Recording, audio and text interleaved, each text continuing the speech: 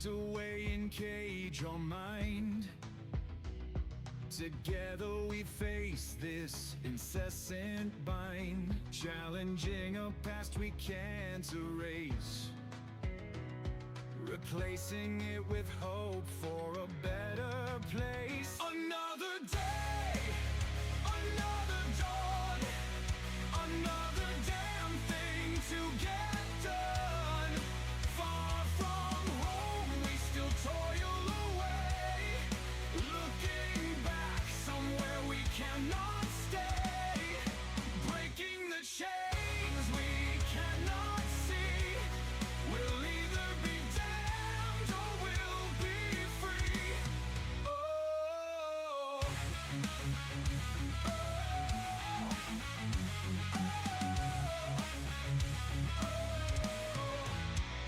grab the past sharply by the throat. Our sins be damned will bring hope, forged in the fire of a wicked end. From the ashes we find a friend, brothers in arms made along the way. Birds of a feather will fly away. Another day, another dawn, another damn thing to get done. Far from home, we still toil away, looking back somewhere we cannot stay, breaking the chains we cannot see. We'll either be damned or we'll be free. Oh,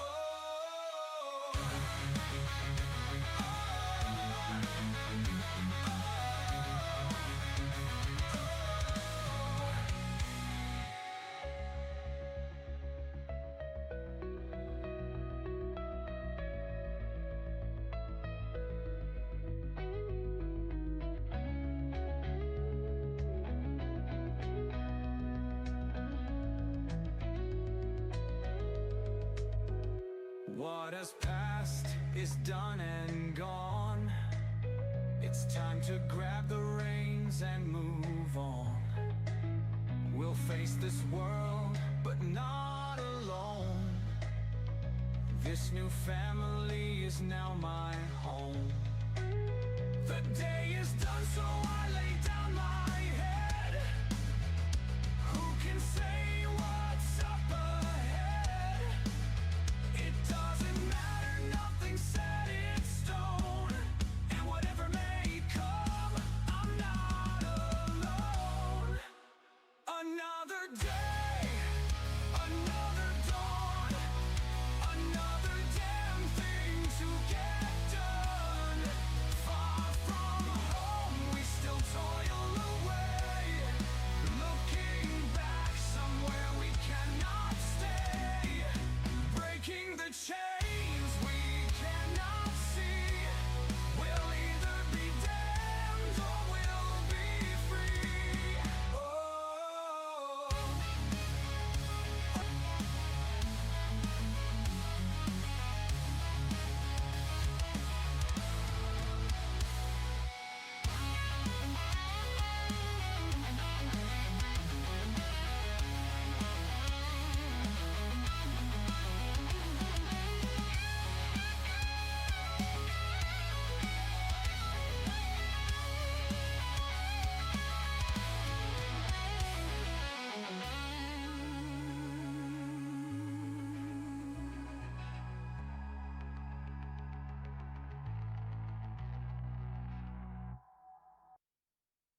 Oh, Welcome in, everybody, especially to episode 21 here. I'm going to go ahead and join the rest of the party over here, and you can take it away, Dungeon Daddy.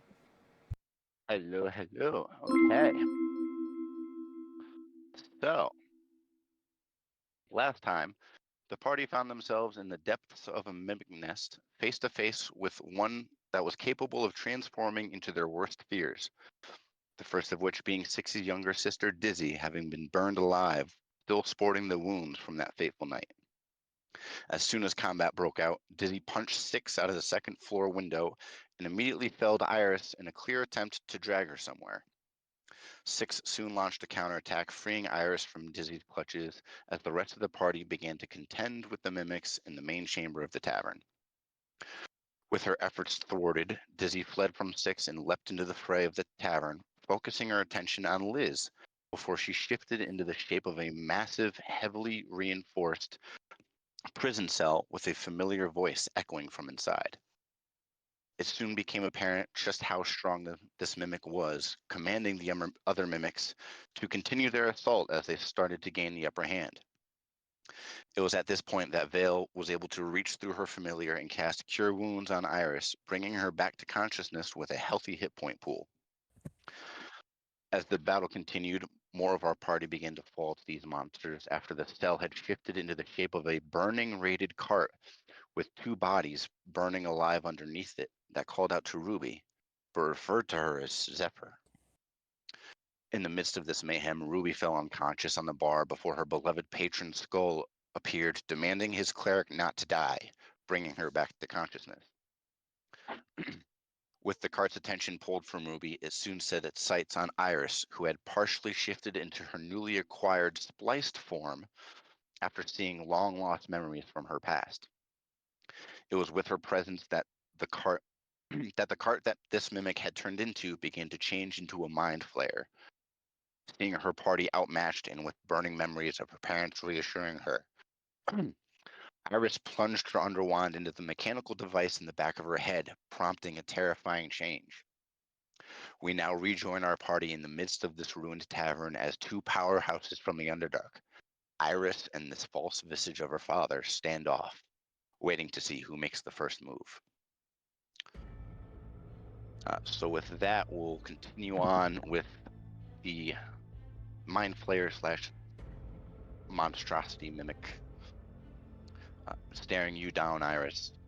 They had just shifted into this Mind Flayer, iron and brass accented respirator covering where its tendrils would be. You can see just peeking out from the hood a similar mechanical device to yours. And as you can see, some of the runes beginning to dance across its forearms, it's going to hold its action. In the back of your head, you hear, in your father's voice, cruelly enough, it says, he was weaker than I thought. With that, there is a mimic left on the field. Let's see. Let me get my dice roller out to see what this one does, because... Bird Buddy! We didn't have to do the summoning ritual. Yeah. Ruby, as you are on your back, you see Will running to you, and as you kind of turn over to reach out for help, you can feel that presence of the bookcase and the fleshy mass, this humanoid figure that's flopped out of the books. It's a little less threatening. With that, we'll get to Liz. You are at least stable, if I'm not mistaken, correct? Yeah, if I recall, she I hasn't. have 10 points. Yeah, okay. No, I have 10 hit points. Okay, yeah, you should be awake now. Yeah. Yeah, because you got healed by Will. Yeah. I'm getting up. I'm gonna help her up. What? Hit me. A truck. I got the license plate. We'll call it in later. God fucking damn it. Let's see. As much as I want to do the overclock thing, if I do, that'll kill me. Damn. If I hit it all, it'll kill me. So that sucks.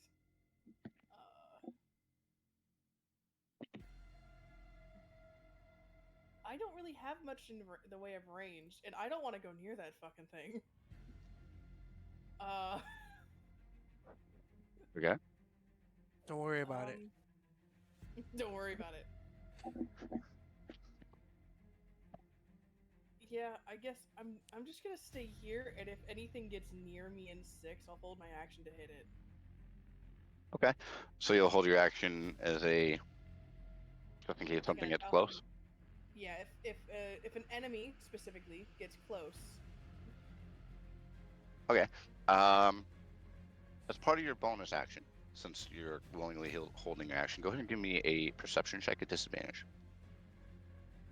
At disadvantage. I already suck anyways at rolling dice.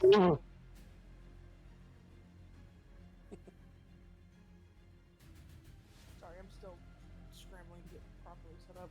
What was the d20? Goodness.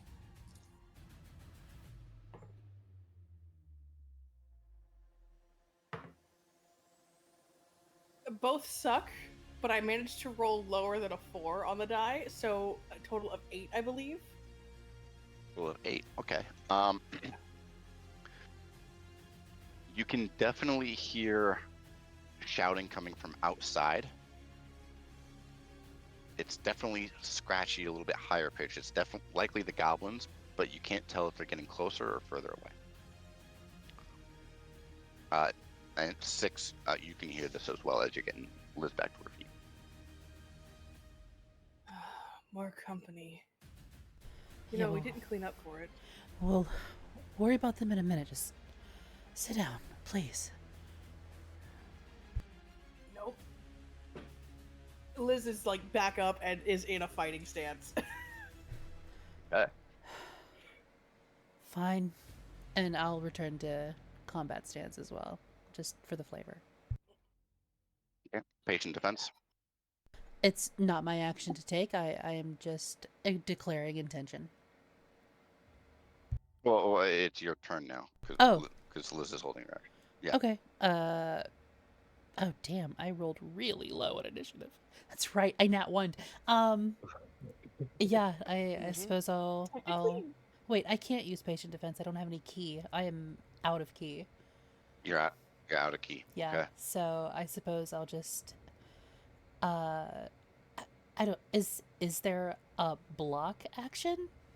Like I think there is a dodge, which is just mechanically right. Mechanically it's anybody can do. simply well yeah, but I meant like I don't want to dodge it imposes disadvantage. because if I dodge they hit Liz. So I suppose mechanically the dodge action, but for flavor, blocking. Gotcha. Let's see here. Just impose disadvantage. Yeah, it imposes disadvantage on attack rolls against you. So I- it is a I would like to defend sorry. Liz. Okay. If you want to use your action to invoke your dodge onto her, I'll allow it. Because I Okay. kind of like that camaraderie between the two of you. Mm-hmm. Okay. Top of the order, Iris. You are face to face with this creature that's assumed now you recognize as your father.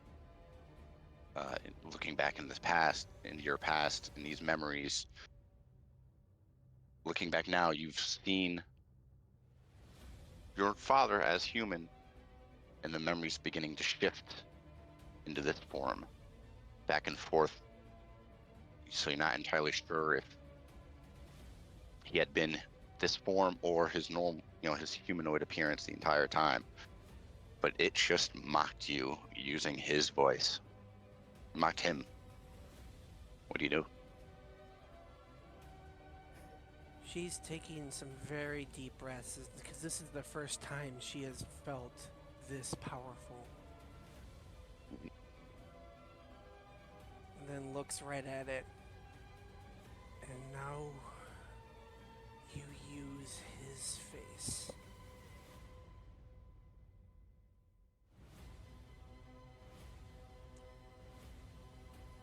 It's a good thing I'm going to help you with this next transformation. Because once I tear into you like a fatty fish, the next thing you're going to be is the shit in the outhouse, and she goes to pounce. Yes. Full move. Getting melee. Uh, Okay.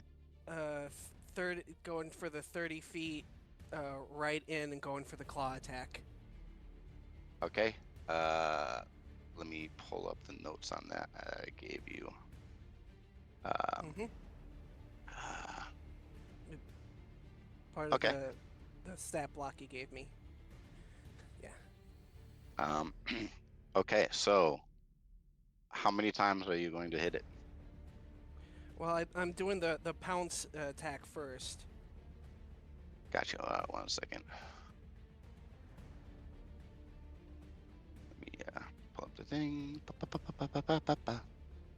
Come on, internet, work with me. There we go. At least Pounce. attempt Okay. to pounce. Yeah. The Okay. attack the Yep. pounce So if you first, yeah. so if you move with it at least 20 feet and make your attack, it must make a strength saving throw or be knocked prone. Okay.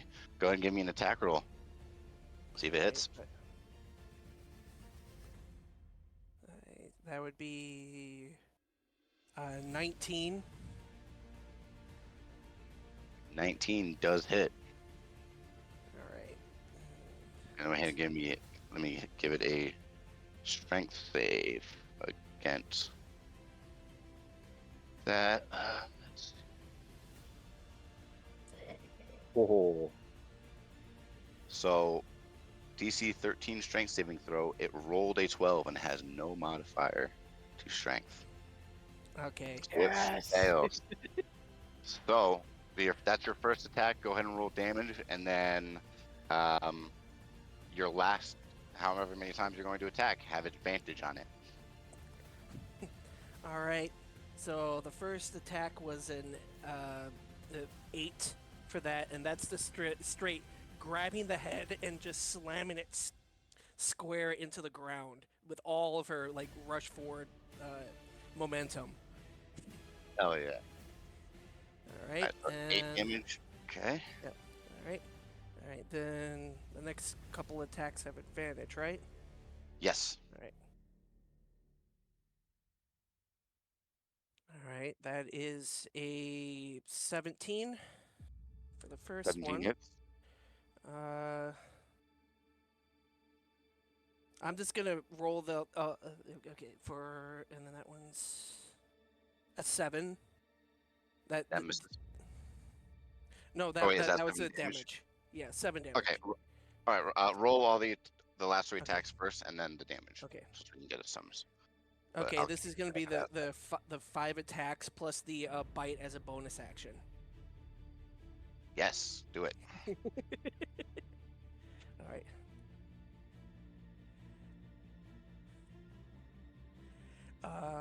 This one is a 15. Next one. 15. Let's see here. 15 just hits. All right.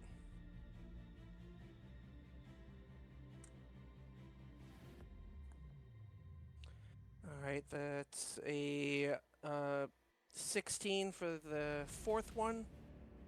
Yep, that hits. And then an 18 for the last one. All right. Yep. All right. So That- so that's 3 more. 6. 6, 8, and 7. 6, 8, and 7, so 14, then- 21. And then last one is the bite attack is a 2. 21. Okay. So just straight in and maul. Okay.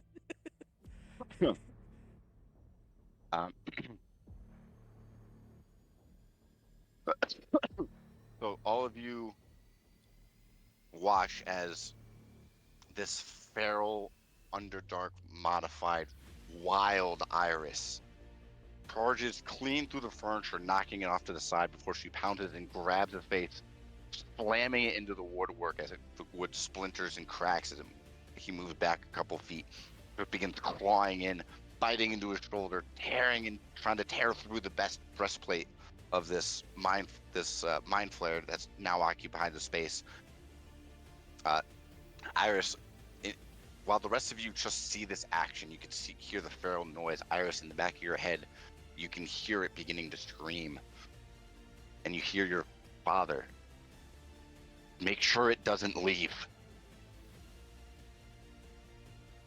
Let's see here. That is your action and your bonus action and most of your movement. Okay. With that, Vale, you're up. Okay. Baby seeing Ruby and then seeing that the little kitty cat's got it covered. It's gonna go over here and look at Ruby, give her a pat, and smack the bookcase with a shovel. Okay, go ahead and make an attack roll with your shovel. 14 plus 6. 14 plus 6, and then damage is 5, 6, 7, 8, 9, 10, 11. Dirty Hey. 20. Dirty 20 to hit. Okay. So, Ruby, as you're reaching out to Will, you see this carnage of Iris tearing into this mind flare. And you just hear the slight little scratching of talons against the floorboard. You look to your right and you see that a little tuft of black feather just streak past you. You hear boom as there's a guttural roar behind you, finishing off the bookcase. And then I'd also like to use bonus action to go ahead and send some aid towards Iris. All right, bonus action, Bardic Inspiration. Yes. Okay. Go ahead and mark do you have a D6 to use, Iris? Is that your turn? Yes. Sorry. Okay. Ruby, you're up. Yay! Hang on. How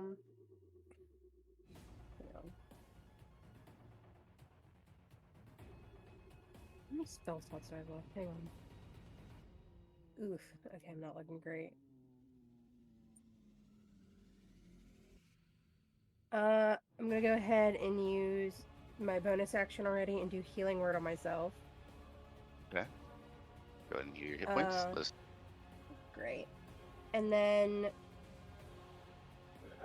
can I Eldritch Blast the Psycho Mimic? You can certainly try. At range, it would be at disadvantage because it is prone. Is it? Okay, then never mind. Yes. Yeah, I did that. Oh, damn it, Iron! It's worrying my father's face. I had to. Again, this is Iris' fight. All we gotta worry about is just recover. Okay, cool. I think I'm mostly going to just focus on healing myself then and getting off the floor. And wait a minute. I'll go ahead and I'm gonna give Iris Bless. Oh. Bardic Oh. Inspiration and a Bless. And Irish, you're not allowed to not hit. and then I'm gonna go ahead and give Oh.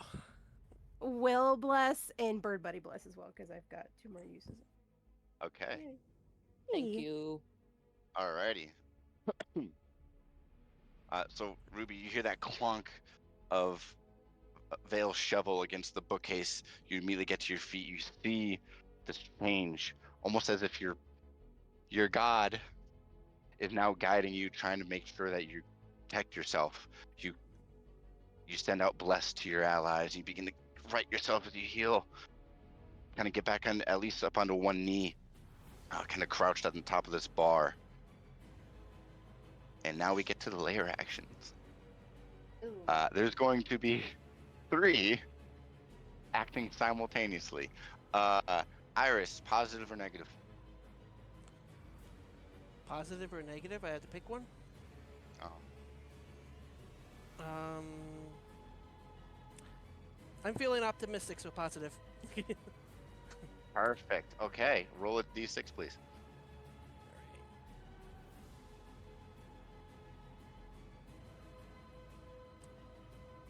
That's cocked. That's a 3.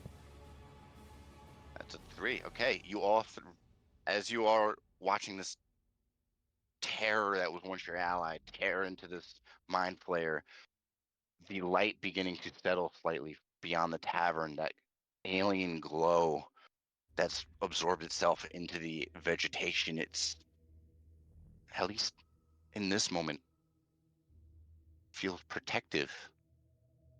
You all gain 3 hit points back. Yay. Now we'll get to the mind flayer's lair action. Let's see here.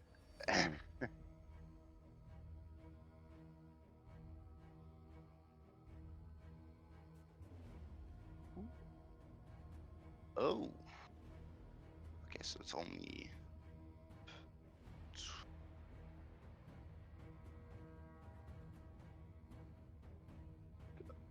Okay. Being the. I'm trying to think. Will it hasn't taken much damage. 30 feet. Yeah, seeing that some of your allies are still weak. Um, Liz and Ruby. Can I utilize that defensive maneuver and Yes. shove her back 5 feet? I'll take the hit instead. It will invoke. I'll say because I will say, at least for this round, just because we had clarified you were going to be using the dodge action to invoke it on her, this attack will have disadvantage against her. Okay.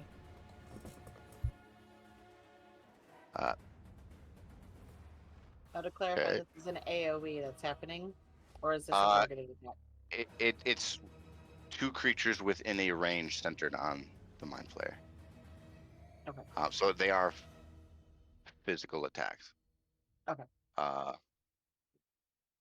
That is. Let's see here. That is a 14 to hit Ruby and a 16 to hit Liz. Hold on, wait. That's 16's with disadvantage. That's with disadvantage. It rolled a 12 as a higher. Well, ow. Isn't That is my armor class. Meets it, beats it. Damn. Okay. So it's disadvantage. It's no cover. Mm-mm. Nope. There isn't much to get behind. That being said, I'm also owl. You hit. you got. I'm a guys are 13 getting. AC, motherfucker. Okay, so you guys are getting very lucky with these damage rolls. It is on a D10 roll. It rolled a 1 and a 3. So Liz, you take 5 psychic damage. Ruby, you take 7 as tentacles erupt out from the floorboard and try and jam themselves in your neck, and you push This them. is gonna begin to sound push weird. Can I Mm. take the 7? Do you want to take the 7? I'll take the 7 because I've got 10 I've got 10 hit points. I can take it. Yeah, but Ruby was healed to full. Okay. Was she? No, I wasn't. No, she was healed to 1 and then healed a Was little. it? Iris was the one that was healed before. Oh, my bad. Yeah, I was on 11 HP until that attack just happened. The 7 put me back down to 4. I'll take if you- it soon. You'll take the 7? All right, so Mm-hmm. Liz, you'll take 7. Ruby, you'll take 4. Or Okay. 5. Okay, Yeah, thank you. really lucky.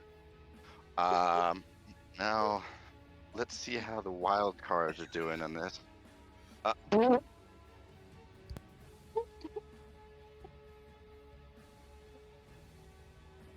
Oh, why do feral goblins have to be so stupid? Okay, because, okay, okay, so,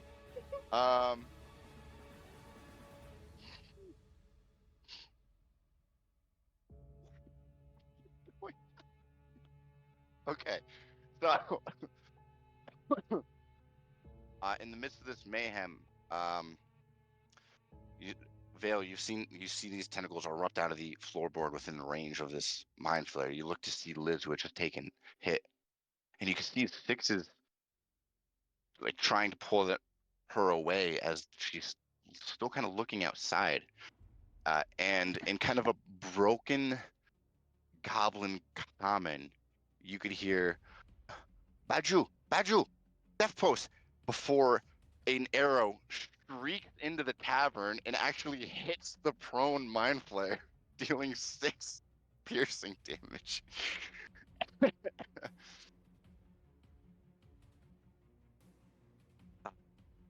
here. Can I actively shout back at them? We friends? Friends? Help? Because you aren't fluent, it would, and because this would kind of be a reaction, I would need persuasion at disadvantage. I wouldn't say, yeah, because the raven's still outside too. Oh, I would well, use yeah, it would. the raven to talk. Oh, You okay, have if bless, you're by the using, way, everybody. I don't know if that helps, if but you know. if you're using the raven, because it's kind of been circling, Mhm. because it's not necessarily the distance, it's the fact that you are still speaking through the raven. It would still be at disadvantage, unfortunately. That is perfectly understandable. Persuasion, you said? Lily, Yes. out of my screen, please. Thank you. Sorry, I have a cat keeps jumping in front of my screen. Persuasion. That is a. No, I'm not. This one's Calico. This is a 12 plus 6. 6, 7, 18. 12 plus 18. Okay. Vale and Will, since you are closest, you hear. Ruby and Will, rather. Yeah. Since you are closest, you still hear in the briefest moments as Vale's eyes flicker red, there is a broken mimicry of attempted goblin common that kind of like rumbles in the back of Vale's throat, and you can hear her voice echoing, their voice echoing from outside. And amongst the mayhem, you hear, no, there, no baju omo. And yeah, that's all you hear for now. Will, you're up. I just uncork the healing potion and drink it. You yourself are drinking it? Wait, hold on. I give it to Ruby, and then bonus action I drink the last one. Okay.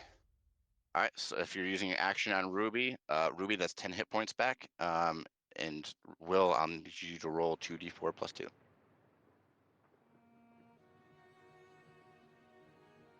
Two d4 plus 2. That would be. Okay, cool. I got 9 hit points back. Okay. All right.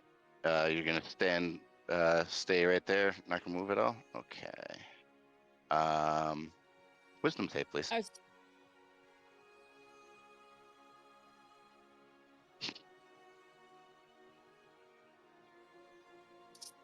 I'm a nat 20. Or, D20. I don't know why I said nat 20. Yep, D20. Yeah, wisdom save. It's what you're hoping to roll. And that's what I got! Hell yeah! Well, somebody that better would pick up that be phone. A natural 22. Very nice. And he just looks to Iris for a split second and gives her a thumbs up. Yeah. Amongst this carnage, seeing your meek, shy ally, you free yourself from that fear of her in this moment, despite the mayhem she's bringing about the space. And then you hear your own voice in the back of the head. She's interesting. With that, we get to my player's turn.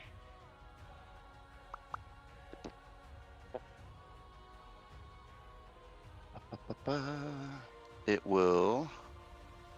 Actually, for movement, can I use it to go behind the bar? Yeah, get him next to the veil there. Yeah. Thank you. Not a problem. Proceed. The Mind Flayer will quicken cast Dimension Door to get upright and back a few feet. Dimension Door does not invoke attack of opportunity, as it disappears and reappears a little bit further back, about 10 feet up in the air. Iris,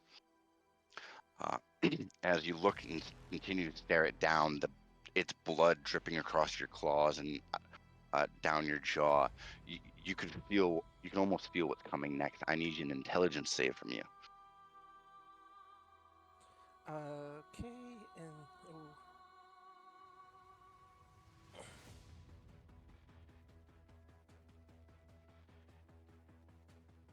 It still has the bardic inspiration and the bless, correct? Yep. Iris would still have those. all right. Well, I think yeah, I it was need to supposed to use roll that. plus. Okay. You don't have to use either. You can choose one, the other, or both, because there is a 1 minute timer on the bless. All right. Whatever you feel comfortable with. All right. I'm gonna use the bardic inspiration. I think because with the current stat sheet is minus. Do I use my stat sheet or do I use the beast stat sheet? I think I should have mentioned it in the note for it. I don't. If I didn't, I apologize. In this state, it's your intelligence, not the beast. Oh, okay. Well, good, because that was a -4 for the beast. Oh my god. But so that's okay.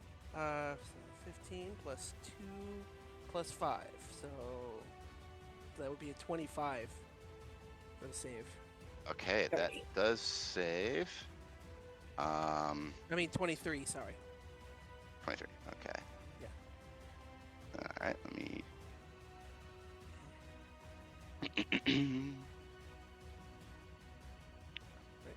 Okay.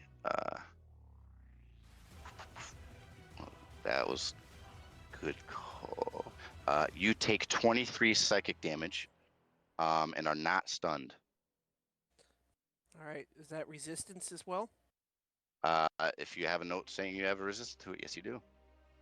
Yes, So I do have have that. resistance. So have that to 12. All right.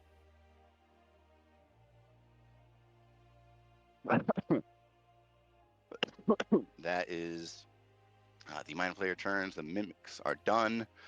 Liz, you're up.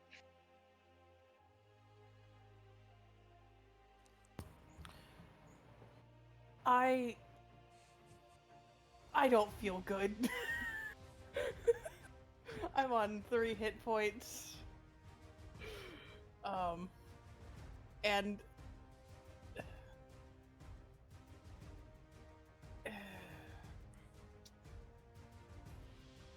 Six, you got anything that I can throw at this thing? Just my knife.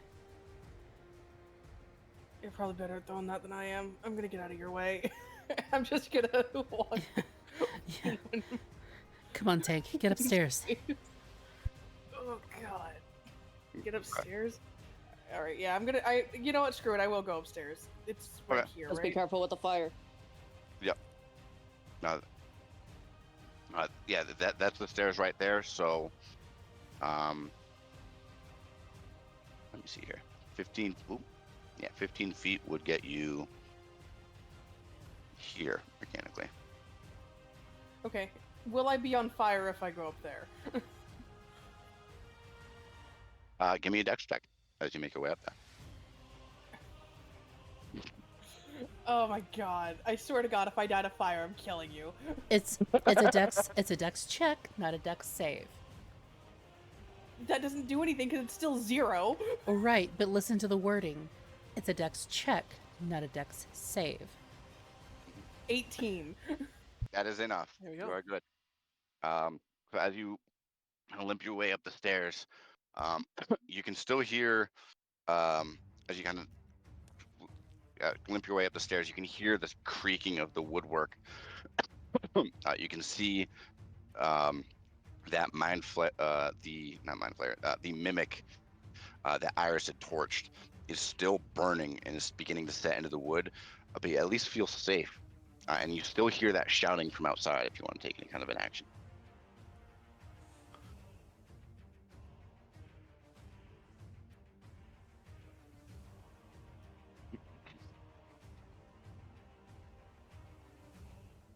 Is there a window over here? Mhm. Okay. Can I look out the window now and see what the Yes. hell's going on outside? Yep, if you're using your action, straight perception. Alright, straight perception, cool. Be nice to me. It was not nice to me.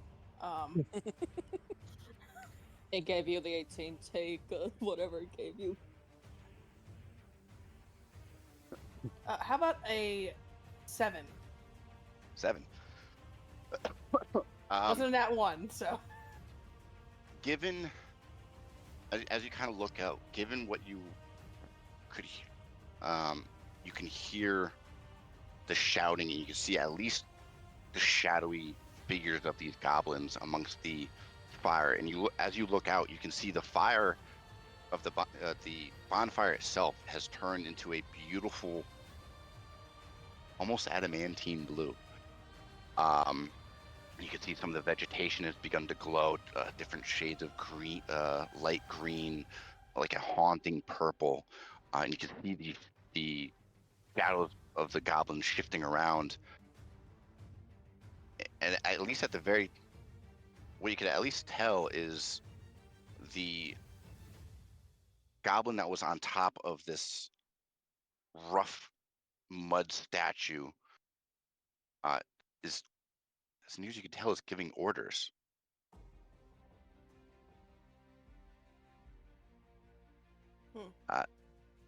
If you got a bonus action or anything like that. Bonus action of I'm gonna sit the fuck down and not get hurt anymore. just sit down and lean against with your head against the window and just stare at the burning mimic. Yep. Okay. It's pretty. Yes. 6, you're up.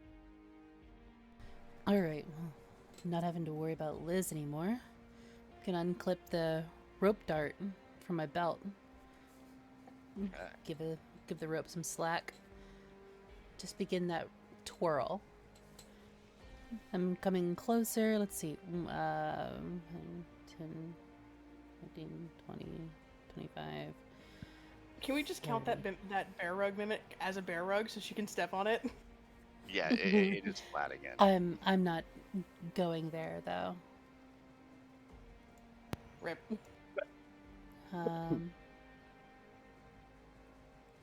Hang on.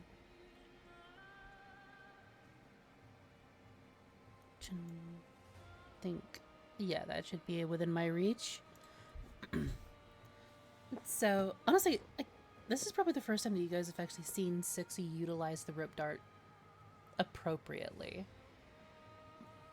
And it's almost kind of, what's the word? It's almost hypnotic in the way that she moves. It's almost like dancing.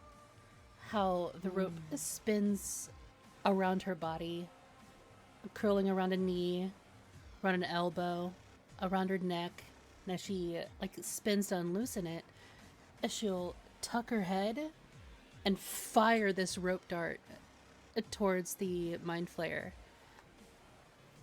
Hell yeah, make an attack roll. My attempt is to utilize the weapon to pull it down, basically. Yep. Did we have any kind of at least flavor wise? We just had it as it had a range attack, right? Yeah, it's got range. I will say this: if you want to, if it does hit, if you want to risk overexerting yourself to bonus action drag him down, we'll make it a contested strength. Okay. Well, strength for you, because he's levitating, it's spell, but yeah. Me find the... Oh, too far. Okay.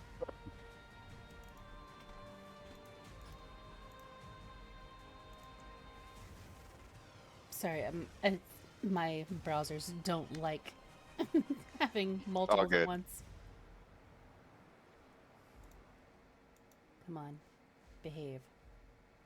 Okay. 18 plus 6. 24. 18 plus 6 does hit. Go ahead and roll damage. That's... Goodness, I should have checked damage while I still had it up. Okay. Basically the same as my fist, but piercing. Yep. That's very rudimentary rope dart. Yeah. It's basically just Rope it's a combat knife with a chain. Yeah. 9. 9. Very nice. 9. 9. 9. All right. If you want to, like I said, if you want to run the risk of overexerting yourself and burn your bonus action to get it down, give me that strength roll. Well, I mean, I have a bonus action anyway. It's my unarmed strike, but yeah, I'll go ahead and give you that strength. One sec. Okay. Dirty 20. Dirty 20. Okay, let's see here. All right. I will need a con save since you're overexerting yourself. Okie doke.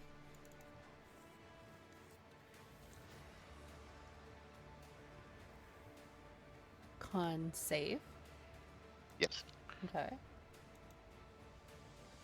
13. 13. Unfortunately, the DC for this going forward will be 15. As you do try to overexert yourself, you grab the dart, jam it into the thigh of this, the thigh area of this mind flayer, kind of begin to coil your arms around it.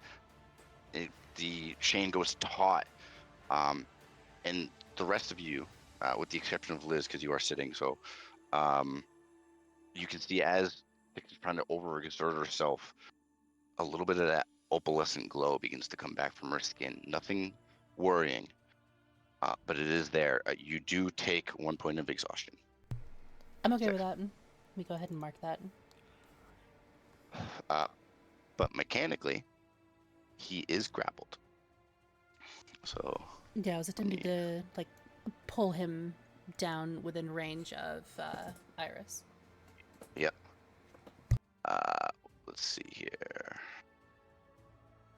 You could. Okay. Okay. All right. That is Six's turn. Top of the order. Iris, you are up. You just watched Liz as your brain as your father's telling you to make sure don't let it get away. You see Liz, dodge some of the flames up the steps, begins to relax, and that judgment you've had of the people around you is gone. She's safe. You're okay with that. You're good. And then you watch Six, who's kind of been in the last few weeks has been kind of your big sister, as she runs up, buries the knife into the thigh, and begins to kind of entrap herself in this kind of ranged grapple. What do you do? So The mind flare is now on the ground, or is It is is still. being tethered in the air? Yeah, it's tethered in the air. The grappled condition means at least it can't move amongst the physical space. It might be able to teleport again. It's at least, hopefully, as I'm trying to clarify, been pulled down within a meleeable range. Yep. Well, all right. As she's not going to charge in this time, seeing as that they're still for the prey is still for the most part. But Mhm. gonna walk up to 6 here, look her in the eye. It's like, good catch, Wink. and then come back in. Sorry. And then grab a hold of the chain as well, and want to pull down on it to bring it down, to try and slam it down to the ground. Okay, go ahead and give me contested strength at advantage. Mm-hmm. I'll go ahead and.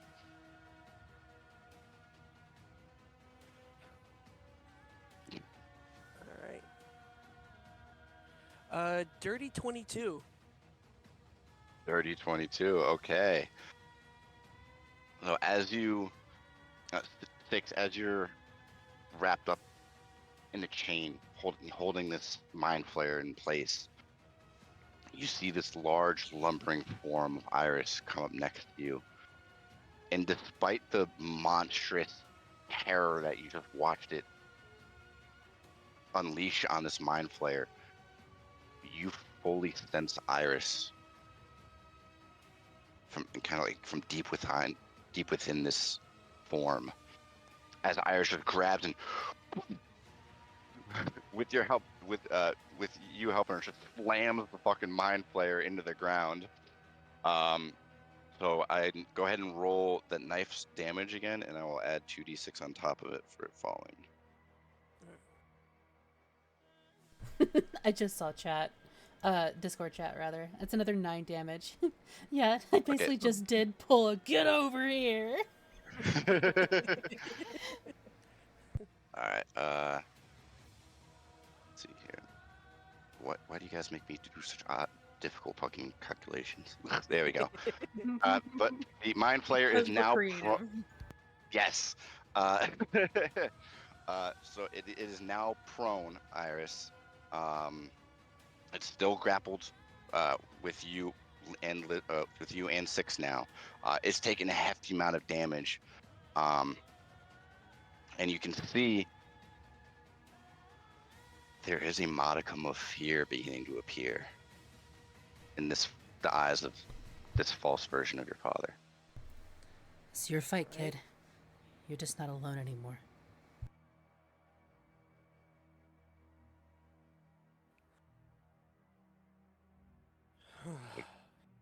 All right, and so was that considered one of my attacks, or? Yeah, Right. that'll be one of your attacks. All right, we're going in for 4 more. Hell yeah, do it. Right. 18. Another Hits. 18. Yep. 16. Mm-hmm. And another 18. All 4 hit. Go ahead and roll damage. This is all claw attack too, by the way. Okay.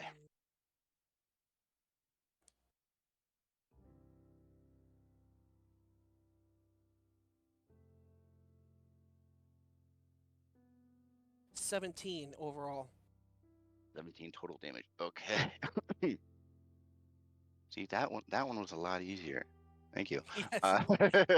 Well, once we got the system going, it will be good.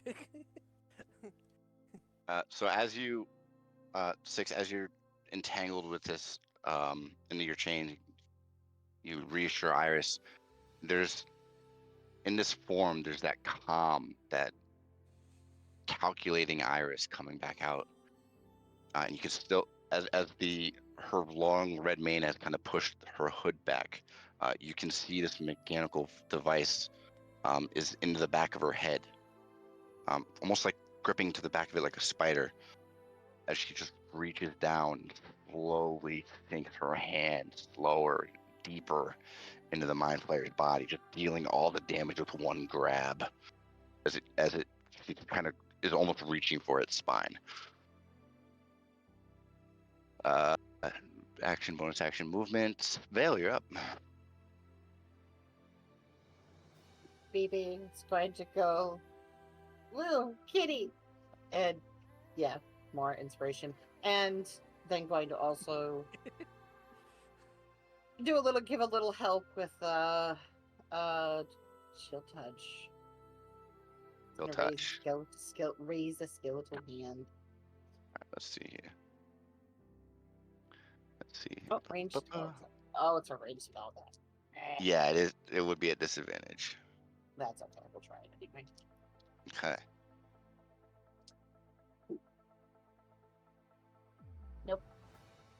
Nope. Misses. Okay. 1 and a 3. Nope. Alrighty. Ruby, you're up. Hi.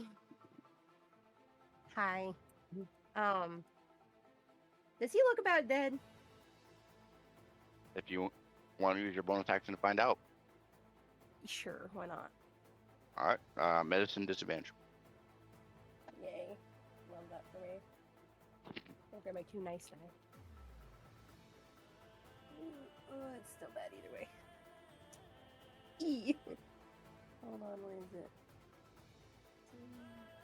Okay. 13.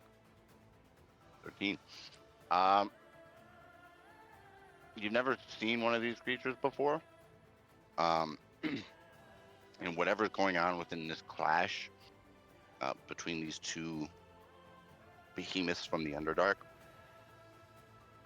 it's definitely gotten a good. It's definitely taken a good amount of lickings.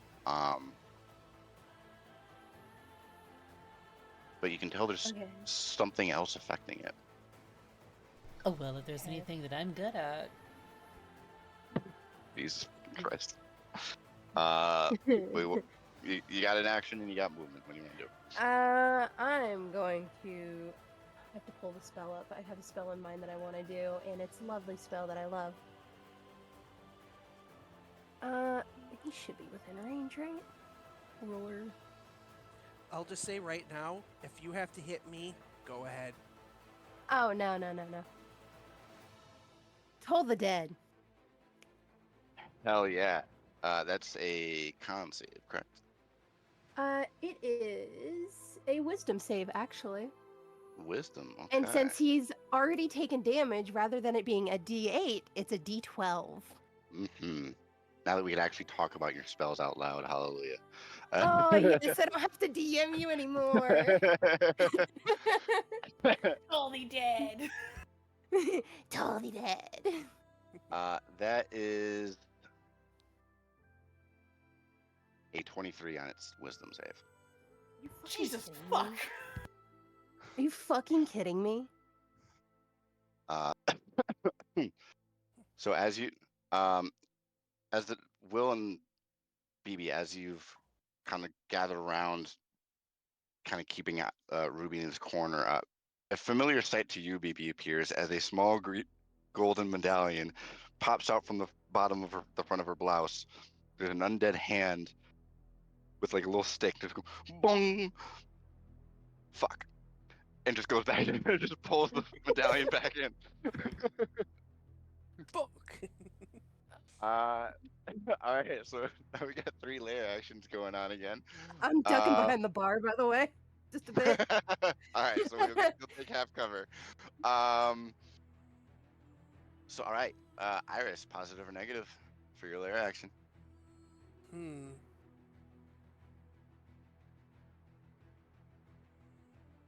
You know what? Let's try negative this time. Okay. Because I've got the prey in my hands this time. All right.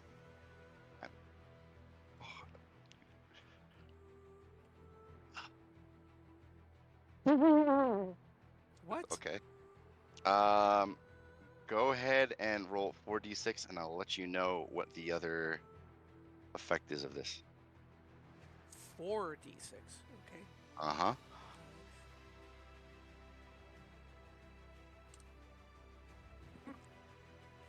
Okay. 18. 18. Okay.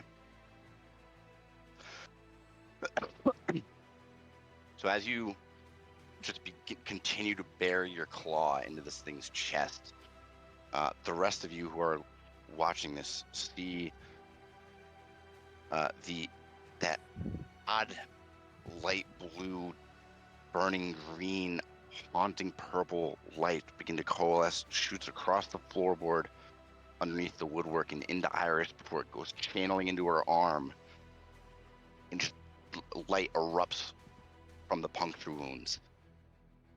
Because it only rolled a 5 on its con save, it doesn't beat your DC. You've triggered your layer action ability to prevent shifting.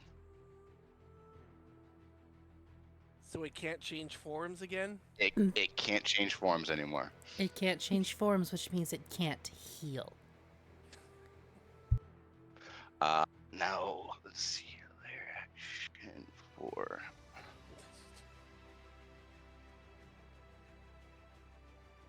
Okay. I've taken your bending.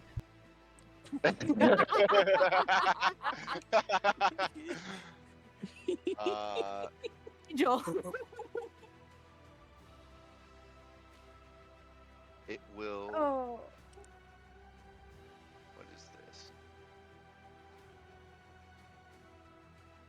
I need a wisdom save from you, Iris, using your Iris wisdom, not your beast wisdom. Okay. Also has that inspiration still. I might need it.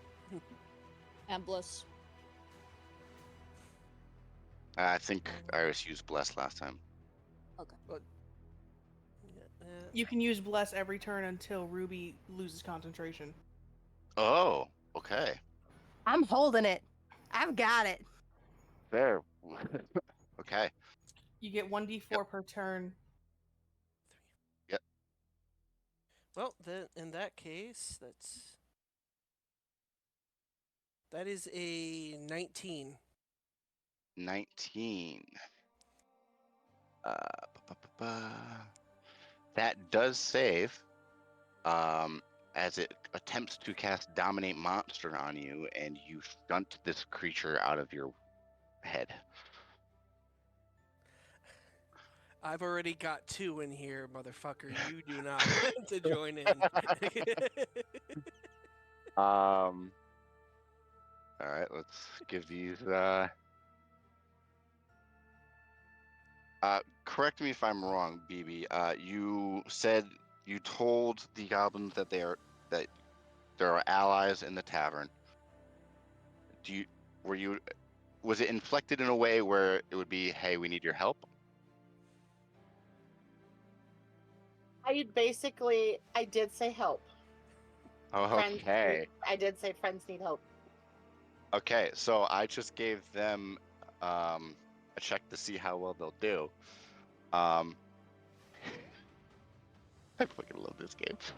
Oh. Let me 1, 2, 3.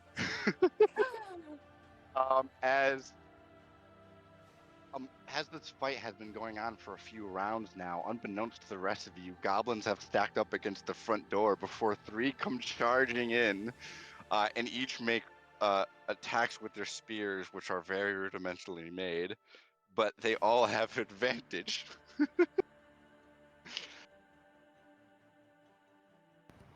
Pack tactics!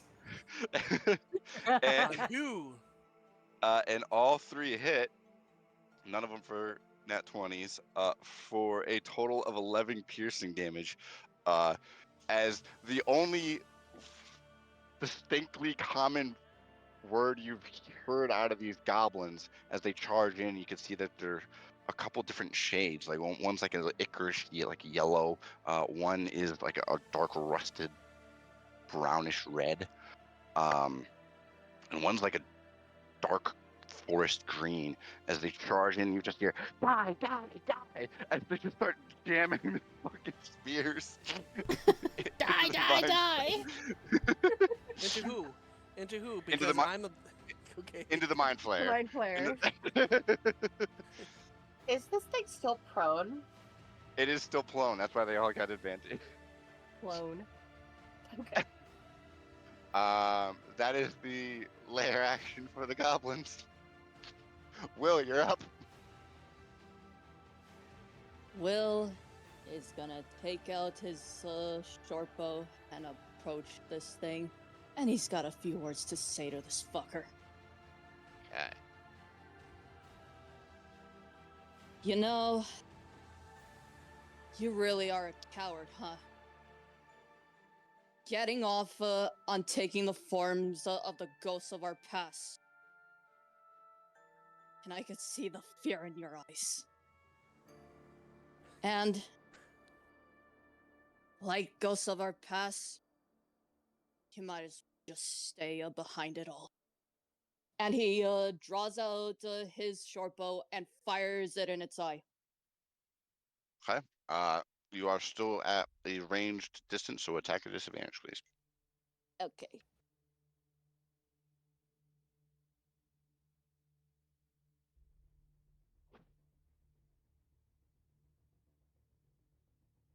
Dirty 21. That hits. Go ahead and roll damage.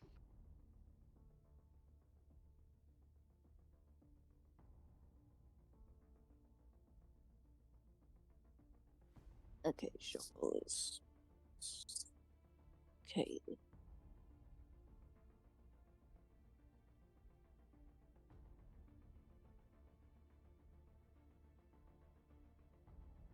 Seven. 7. All right. Nicely done. It's getting close, guys. That's your And movement and action. Got anything else? I'm gonna use the rest of my movement to go back to the bar. Fair enough. Grab a drink. It's been a long Disengage night. without using disengage. Yeah. Uh, so Iris, as you're just continuing to hold this mind flayer down, its claw light emanating from the claws that you have buried into its chest, the goblins stabbing into it. You see an arrow streak across the space and bury itself into the eye of the mind flayer. And true to form, it's starting to show an ample amount of fear as it's now trying to grab at the chain to pull it away. It's one good eye looking up at you, desperately trying to come up with something. The panic setting in. Let me give it a check.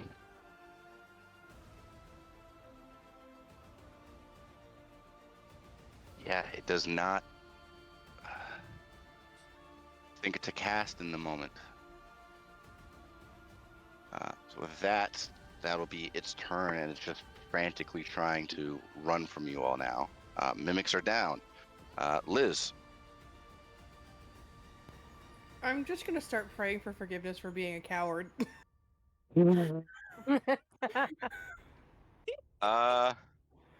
If you want to use your action, go ahead and give me a religion. You're not a coward. You weren't running away. It was a tactical retreat. Gotta lick your wounds. Does Azuth see it that way? Is the question. Yes, because now you get to live to fight again. Give me a religion check. I'm rolling. What is my 17. 17. In this mayhem, amongst all the chaos that you've found yourself in since the start. These allies rallying together, these goblins who you've hunted goblins before, teaming up. The sheer amount of confusion, chaos, and in a way fire coming from a very natural place within all of your allies. You kind of focus in on yourself. That fire you used to have, that strength to keep fighting. And although you don't find the strength, you do hear an approving chuckle in a raspy voice that you heard a few days prior. You got anything else? Sorry, my dog is having a reverse sneeze attack, so apologies. Hear him? Uh, What do you hear? but, Ah! Is that what a fucking reverse sneeze is? yeah, yeah.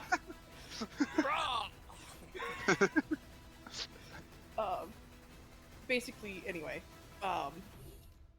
Other than that, I'm probably just gonna keep looking out the window. It sounds like my friends are doing fine.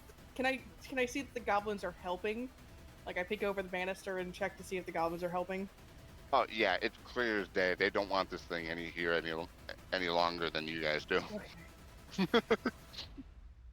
And then I'm just gonna wish to myself, so it was you that spoke.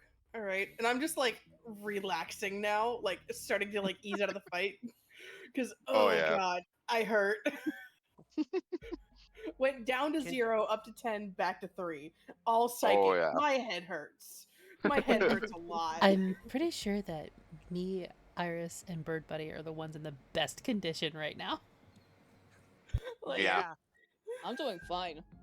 Have you guys ever been on an HP roller coaster? Because I'm not fucking it. I'm not liking Yes. it. Yeah. Iris was. Yeah. Well, Yes, that- I was. That being said, 6, you're up. Still holding the chain, gonna maneuver around. I can't really take the place of this goblin to flank with Iris, but in terms of like a flavor, I'd like to basically step on this thing's wrists. Now, Six doesn't understand how magic works, but basically she's holding its arms open so that it can't fight to defend itself against Iris, but mechanically it's removing the capability to perform somatic components. Fair enough. Fair enough. All right. That'll be your action then? Yep, that'll be my action. Okay. Top of the order, Iris. I thought you were a hunter, not prey. Better start praying. And I am switching I'm going to start tearing into it now with the mouth. Just to start biting at it with my attacks. Hell yeah, do it. All right.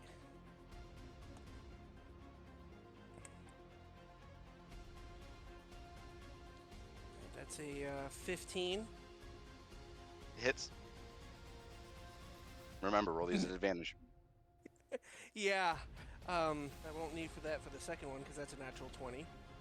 Nice.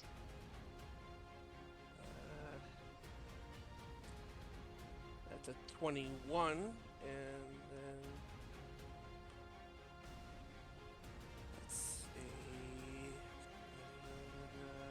that's a 17. That hit. Go ahead and roll damage, and then double that nat 20.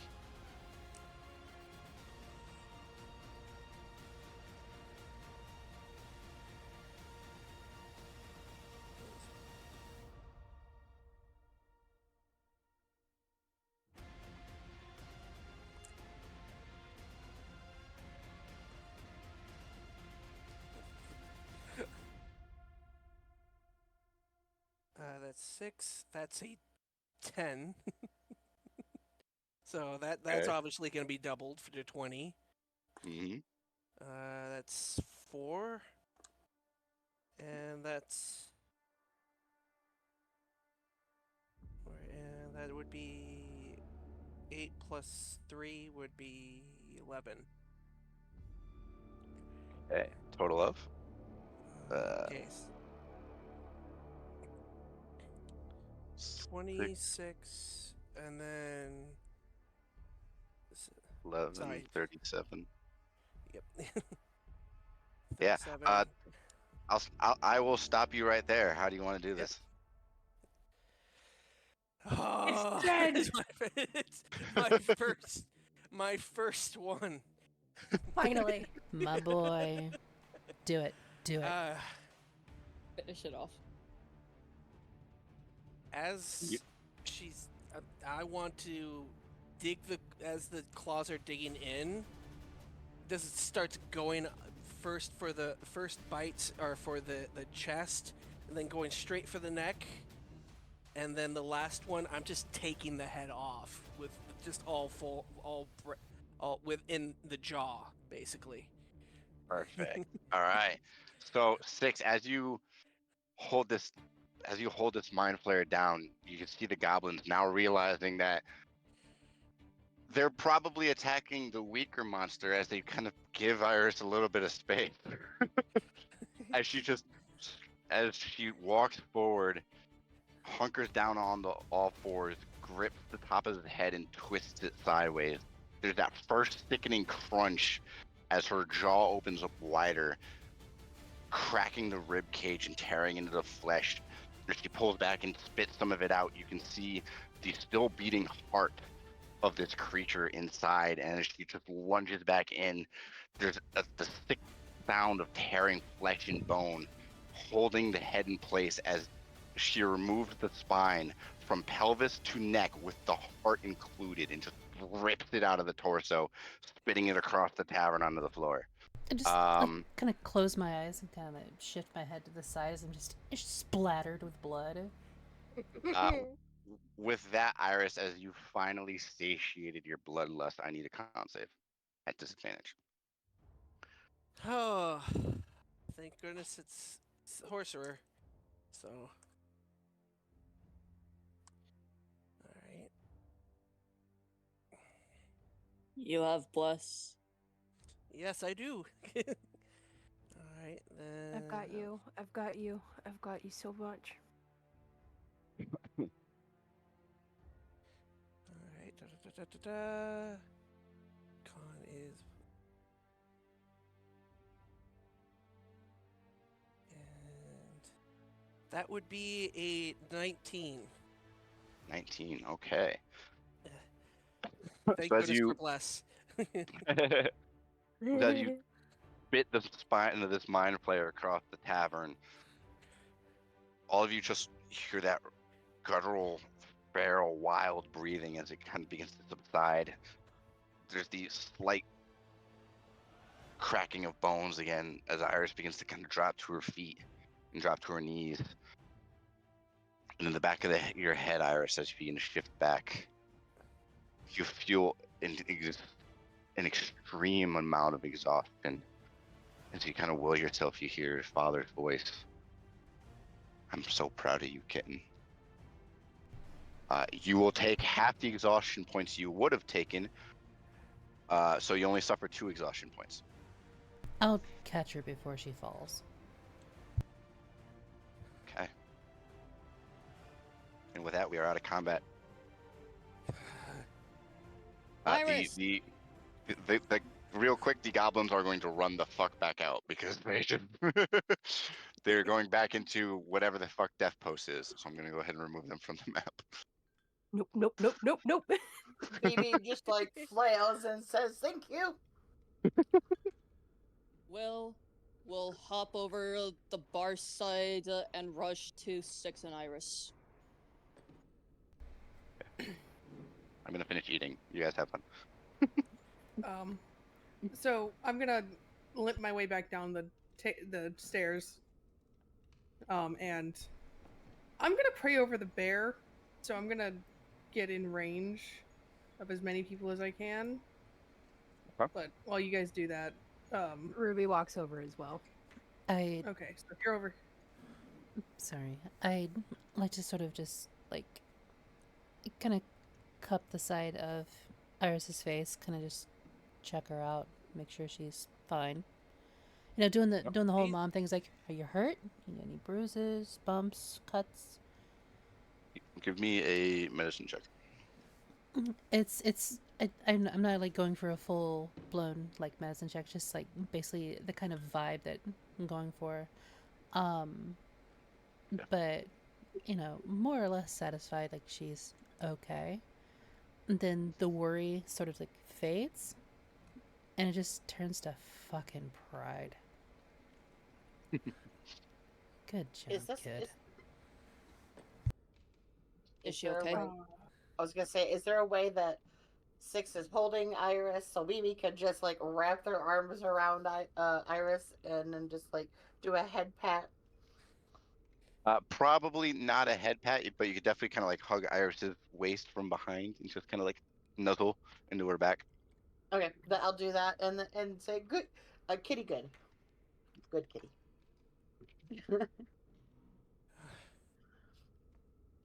Are you okay? Holy shit. Just gonna kind of like, gently move my hand down her arm and softly grab the wand. Oh, The hold on, wand yes. is the wand you would have seen is in the mechanical contraption in the back of her head now. Oh, I didn't see that. Yeah, that was in the crescendo of the last fight. She buried it into the back of her head in the back end of last session. Oh, yeah, I don't remember that. Fair enough. I guess I'm not going to rip out a piece of, machinery from her brain. Iris, you've got a little something in your. She'll kind of like gesture to the back of her head. Really? And we'll worry about it later. Let's get the fuck out of here. Yes, please. Before we leave, because I have to pray over the dead body of this thing. Do you see my question, John? 1 second, I'm checking it now. You're good. She, as we're starting to get up, Iris will just grab a little bit of the flesh, and then just stick it in her mouth and eat. Just like almost defiantly. Hell yeah.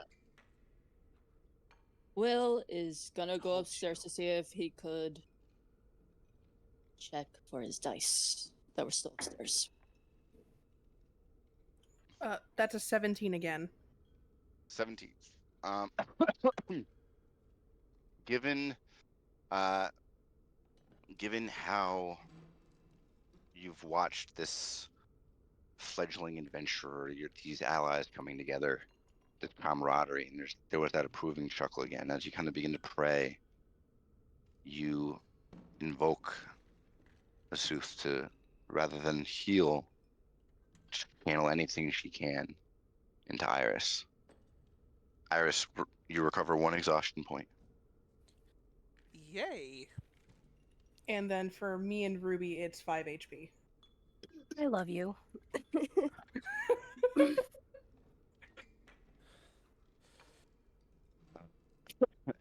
And as you guys are kind of beginning to relax, take a deep moment to relax, calm down, settle yourselves. Iris, you're snacking on this bit of mind flayer flesh. All of you hear distinctly in busted goblin common, you hear no baju come, no baju come, and it's a feminine voice this time. Oh, my back. I'm gonna grab like one of these busted up chairs. It's like maybe got like a third of the legs that it used to. I'm just gonna sit that up and kind of sit on that, rubbing the pulled muscle. And Ruby, go over and help. Six. Help sticks out. Yes. I like Massage to give it you a out. massage. Not like you, bunch mother. Medicine check, motherfucker. Yeah, go ahead and give me a medicine check. Oh my god, you bunch of dirty-minded assholes. And you love it. I do. Okay. 10 plus 5, so Am I still glowing? 5, 6. No. Okay. Dirty 22. Dirty 22. With that medicine check, she definitely pulled her muscle. And it's right along the portion of the arm where where you all saw a brief shimmer of that glow that she had a few days prior. She might have, at least subconsciously, she might have found a little bit of glimmer left over in her system and used that to push herself through, resulting in the pulled muscle. Mm. She'll massage it out best she can, like using her a mixture of her thumb and her palm, like going from her thumb into her palm. Okay, my arm, not my back. An arm is so sexy to massage. Yeah, so sexy. Mm. Yeah, I mean, like it feels like you're massaging warm steel. Like there's very little to no give in these arms. I can hear your smile as you're describing this.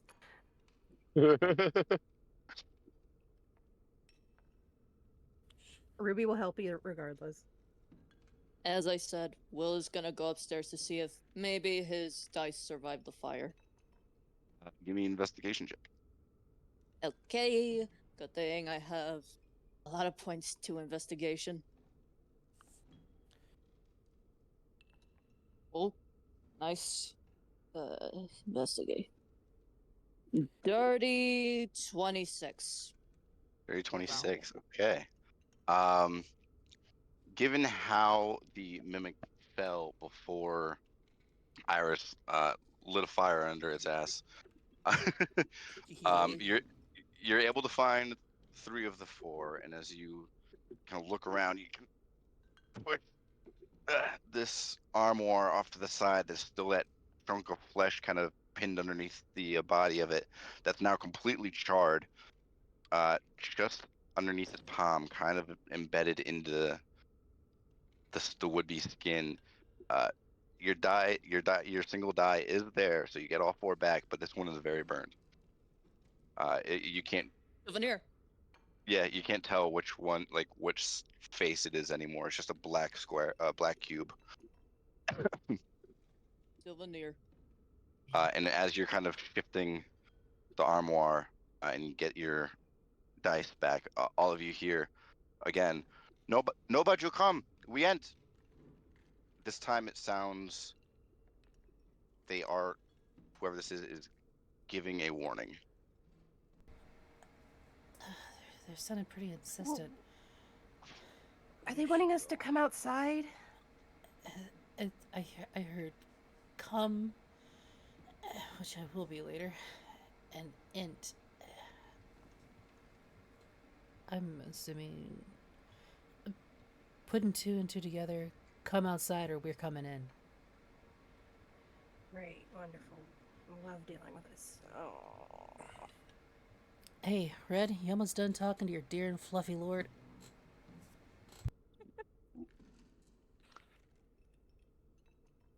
Liz is currently BRB at the moment, taking Mama May some meds. Gotcha. Iris will slowly get up and just start walking towards the door. Welcome back, May. I'm Go here. ahead. Did you hear? Yes, I did. Okay. You almost done talking to your dear and fluffy lord? She's scaly, not fluffy, but yes. Whatever. Come on. Hey, get up, lazy bones. We gotta go outside. She looks a little bit better. She still doesn't look great, but she does look like the bleeding from her nose has stopped. BB is going to scurry around to all the organisms that were previously alive and kind of like give them a gentle nudge, and they're gonna start decomposing. You look how I Okay. feel. Will Go de- rest. is hold on, sorry. hold on, real quick, guys. Decompose is a cantrip, Cantrip. correct? Yes. Yep.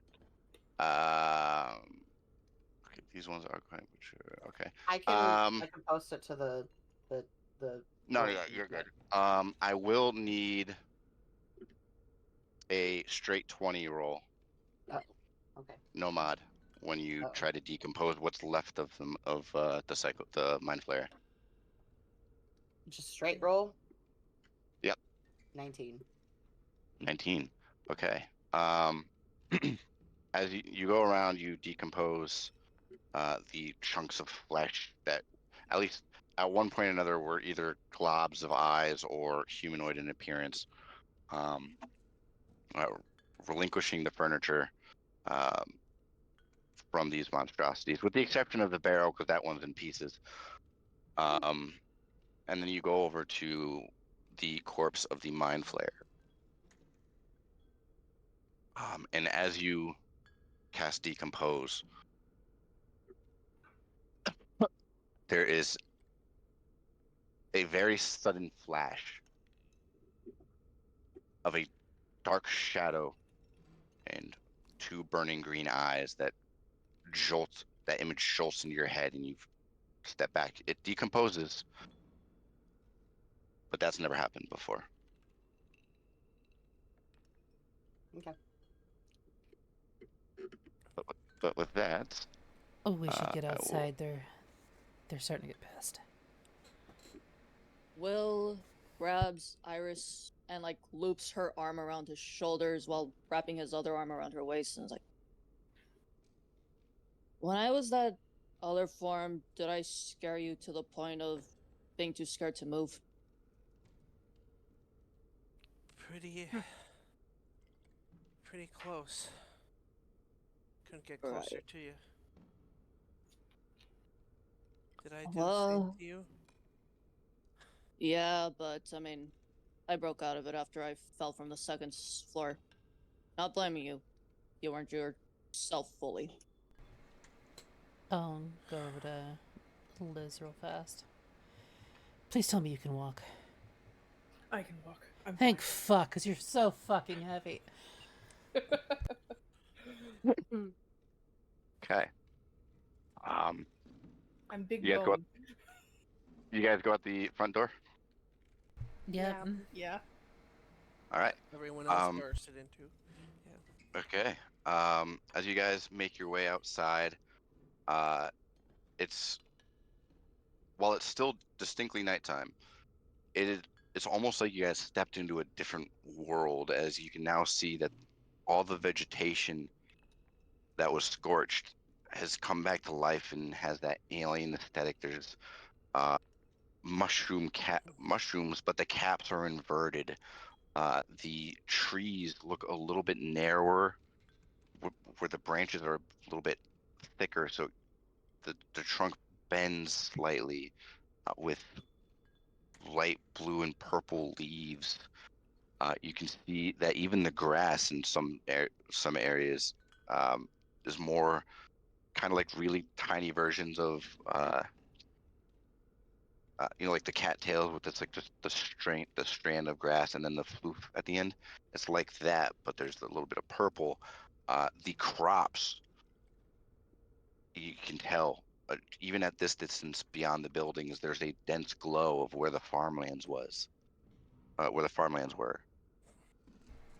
It's almost as if the entirety of this area is healed, but was also touched by the Underdark. Am I high And then again? you all see the goblins. Immediately answering your question, Six, as there's spears, bows and a bunch of bow and arrows, all trained on the tavern, and standing on this mud statue that was kind of like laid off to the side.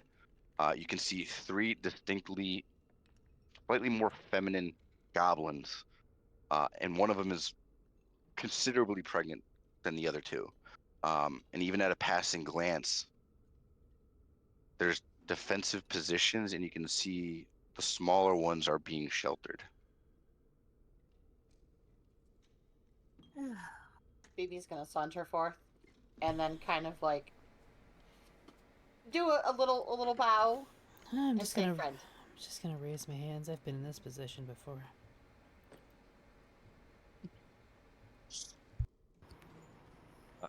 What do you say, Bird Buddy? They're gonna like beckon the raven down to them, and then say, "Friend," and then kind of Right. like I don't forgot what the word. What is it? But try to like be Persuade. non-threatening. Charades, like do like charades, play charades, friend, and kind of wave to everybody, friend. All right. Give me a Is this straight charisma. Give me Oh, a straight charisma roll because they don't fully understand common, and you don't fully understand goblin. nope. We will see. Straight roll 15. Um, there's a noticeable pause as you're kind of like looking over this army of goblins that has shown up at the door.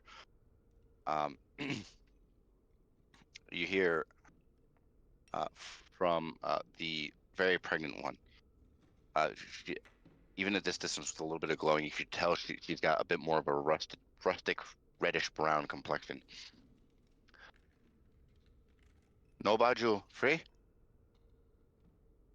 Go ahead and give me an intelligence check, Bird Buddy. I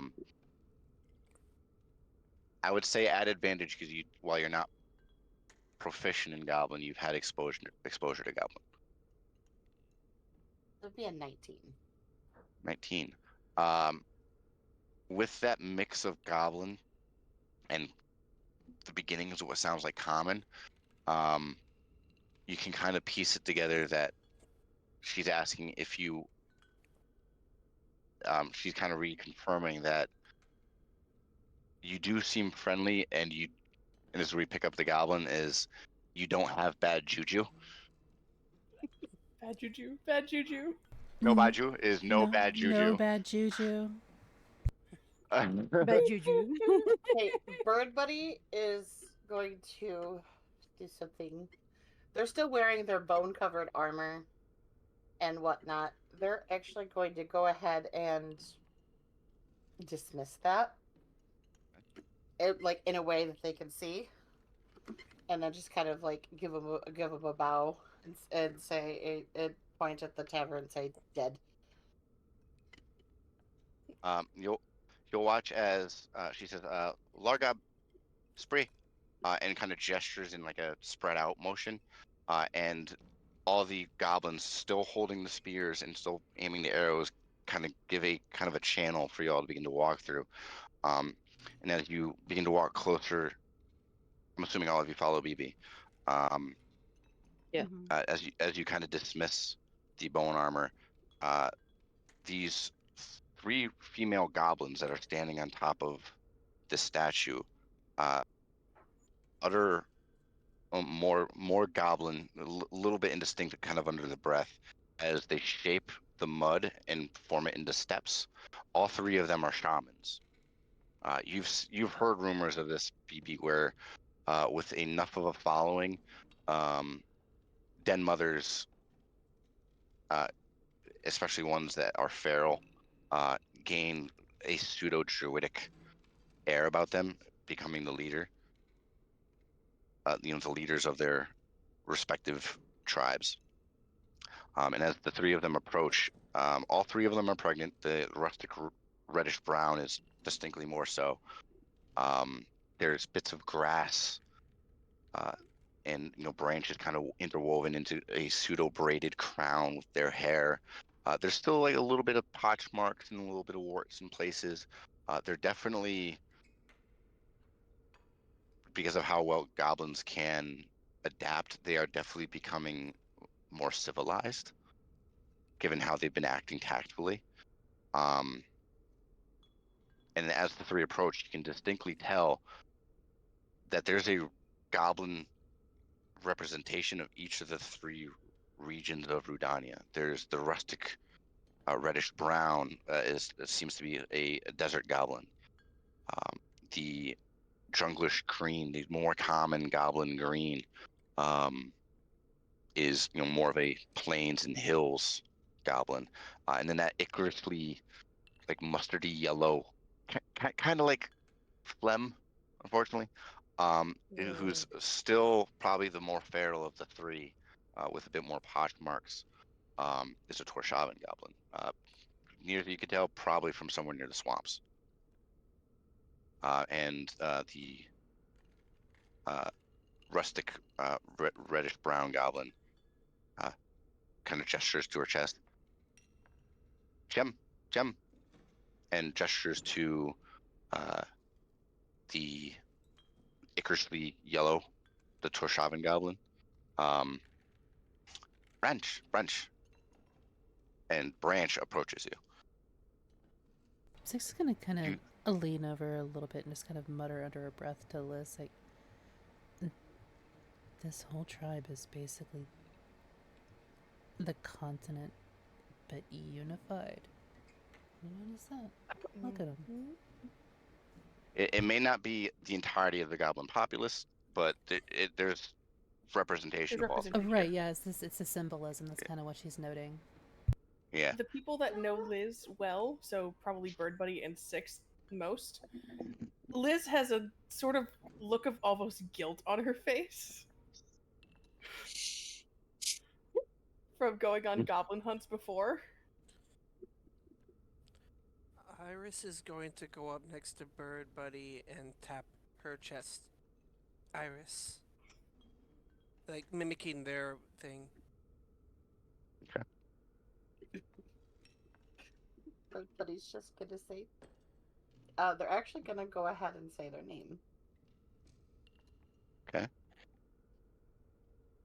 With Iris's, with the way Iris said it before. So wait, are you saying Iris's name? I'm confused here. No, BB is saying BB's name with Iris's voice. Gotcha. Valediction. Okay, so valediction. Okay. Yeah, you can say the name now. That doesn't have to be. I know, but I like saying BB. It's just fair enough. It's quick. BB, It's easy. BB, yeah, the BB Iris, fo, and points to the last 4. Will points to his chest, is like, Will. No agree high. And you can see that as she's as the this Torshavan-esque tribalistic one has some a chunk of fur that kind of acts like a cloak. No agree high, and points to the cloak. Bird Buddy, give me another intelligence check. Oh, I think I know what it's saying. yeah, 15. Wait, 15. Intelligence check or just a straight roll? Intelligence check at advantage because you have had exposure to goblin. Okay, then that would be a 17. The other one roll would be a 7. It would not be a 17. It's a 17. Okay. You could you can tell that amidst the running around, either coming up to the village, one of their scouts had seen Will swap their cloak. You're wearing your green cloak, correct, Will? Because you're out on Legion mission. Yeah. Just okay. So as this Torshavan goblin points to Will, it seems that they're inquiring as to how much loyalty Will has towards what they refer to as the green hides.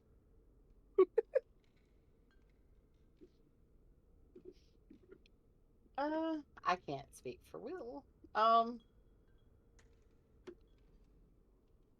BB's gonna look at Will and ask Will, and tilt their head and say, "Our friend." And then they also point at his cloak. Or soldier. Soul. And you Can can see Will- like Sorry. a couple of the goblins kind of like shake their spears. Soul.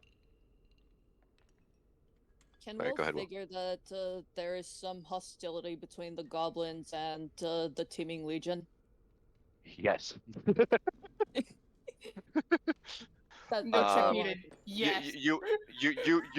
you would know that while there have been reports of goblins being in a way civilized, there's been conflicts with goblin camps that the teeming legion has requested the help of the chapter of steel to clear out. None of them that are this big, but clearly amongst the three nations represented here, there's a good chance that that the legion or the chapter of steel might have killed a couple of their friends.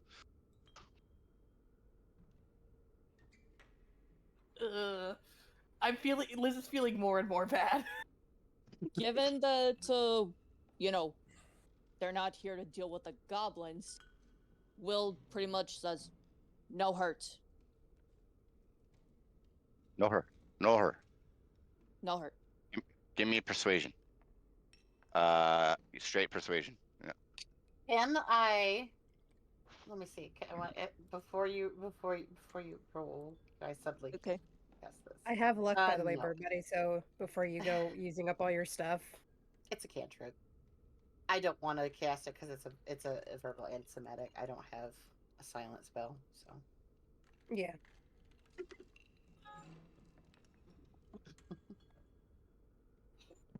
And you said persuasion? Yes. That is a natural 22. Hell yeah, Will. And so yeah, he's just shaking his head and saying, no hurt, no hurt. Hmm. Because he figured their broken language is like they don't say the last letter. Yeah, it's starting to get to the point where you guys can distinguish out that at least this metamorphosis that they're in, they keep chopping off the last syllable or so, or a couple syllables depending on the word. That results in this busted goblin common. So yeah, as I said, he has his hand on his chest and he's shaking his head, it's like, no hurt, no hurt. The Rudanian goblin, the de facto lead, top of the three den mothers that are present, at least that you've seen. She kind of steps forward, kind of eyes.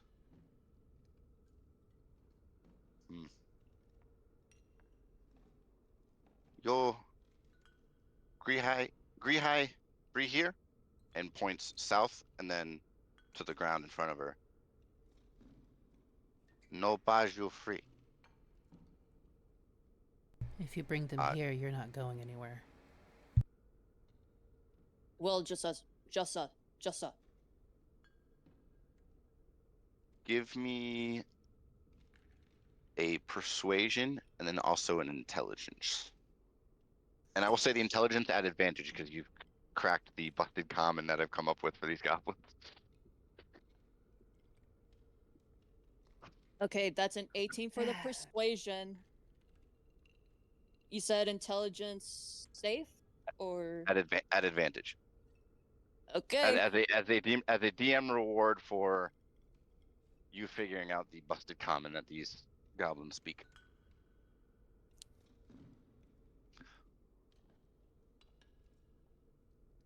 How tall are they compared to like someone normal height, like pushing 6? Most of them are hover around 3 feet. There's a couple that are a bit bigger. You haven't seen any, although you've heard stories of hobgoblins, like muscle of the tribe, being closer to 5 feet. You don't see any around here, but you do see a couple that are like a foot and a half tall, so there are children present. Dirty 20. If it's check. But if it's saving throw, dirty 22. 30. Okay, 30-20 for the check. Okay. Yep. At least the three den mothers, they at least appear trusting. And given the inflection of what they had said, that while there was a portion where Six was right, is if you bring them here, there will be problems. There's also a note of inflection of if you could bring a leader here, we'd like to make a deal. No bad juju free. Bring a good friend here.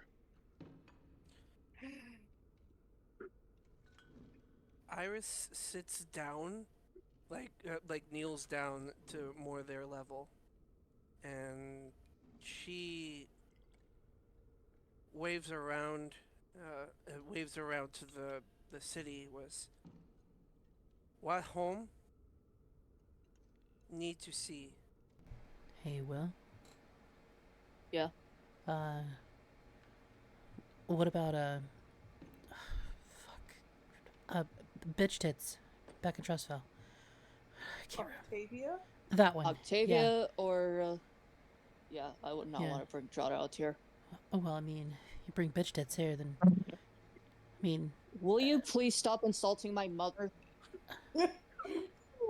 whatever. Yeah, sure. I guess. Mother? Okay. Oh, sorry. He says mom. Will you stop insulting my mom? Sorry. Sure. forgot I he guess. Whatever. calls her mom.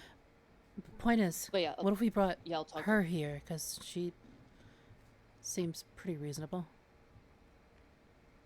Yeah. And he looks to the goblin and says, when I go home, we'll bring back Lita. The gem, as she's introduced herself, gives a slight nod to you, looks to you, Iris. Yoho he, and points to you, points to the ground, and then kind of gestures wildly with her arms. No baju. No baju. And she'll kind of like, as you kind of like head height with her kneeling, she'll kind of like reach her hand out, and she does stink a little, but she. Oh my god, he's cooking raw. What the heck was that? That was my brother. I'm so sorry. Oh, This is why I tell you to mute when it's, I was. Jem will kind of reach her hand out and gently pat the top of your head. No baju. Free. And there's a slight smile, and there's a warm maternal glow.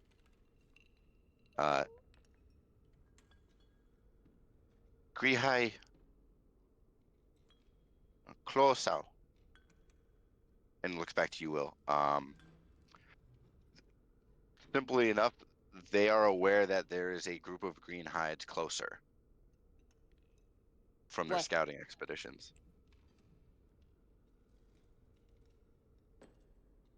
He asks, Grihai what? Grihai Sao He, and points to the green hides to the south here. So to shorten the time, find someone from Oriakester would be the simplest idea. Okay. And she kind of steps back and looks to all of you. Yoani West? Baila? And your Yoani animals are to the West. west by the lake. Yeah. And there's a stern turns around. She turns around, walks up the muddied steps that she's made for herself, and says, one second.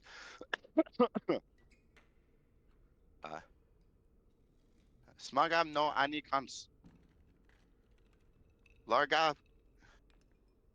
Largab kep smogab he.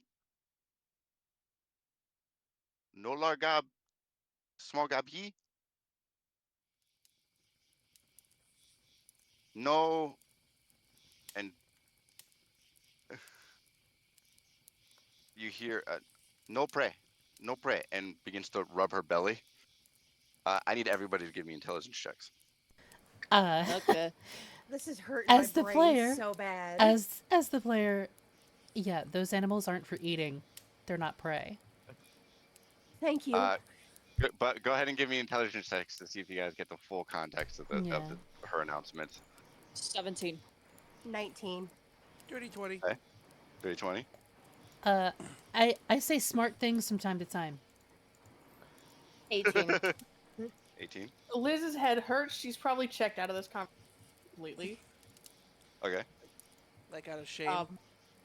13. Both out of shame and I'm at 8 out of 43 hit points. Six. That was a 13. Yeah.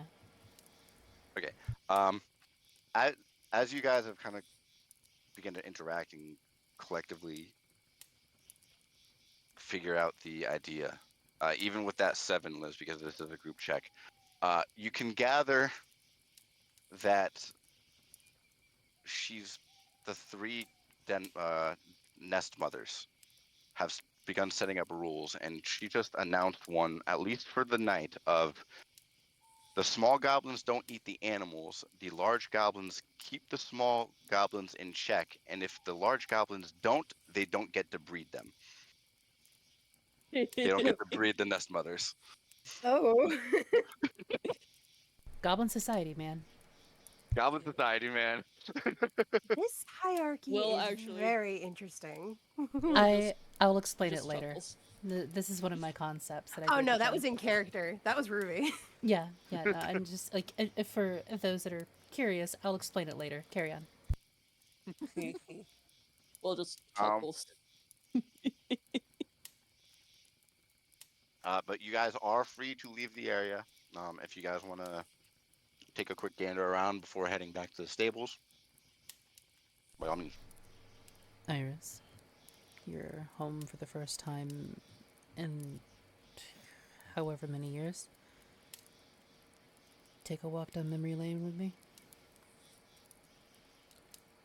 I would like that. Yes. Come on, kid. Let the others rest. Oh, look, there's a street actually called Memory Lane. That's wild. Oh my Yeah. god. Smart ass. Vivi's gonna ask one more question. Okay. They're gonna point back toward. Wait, we haven't been there yet, did we? Wasn't there a mention of a cave near here? Yes. Yeah. You all would be aware that there's a cave on the north side of the city. Vivi's gonna ask them what in cave. Baju. Baju. And as she kind of mimics the sounds of the mimics. Bad monsters. Okay. I Will was would've- Go ahead. Sorry. Will gestures to himself and the others, saying, "We here for cave." You okay? Yeah. And then just Oh, makes Baju. stabbing motions. Oh, Baju. Give me another persuasion check, Will. Can I help with that at all? Yeah, if you want to give Will advantage. Yep, I'm gonna psychically reinforce his words.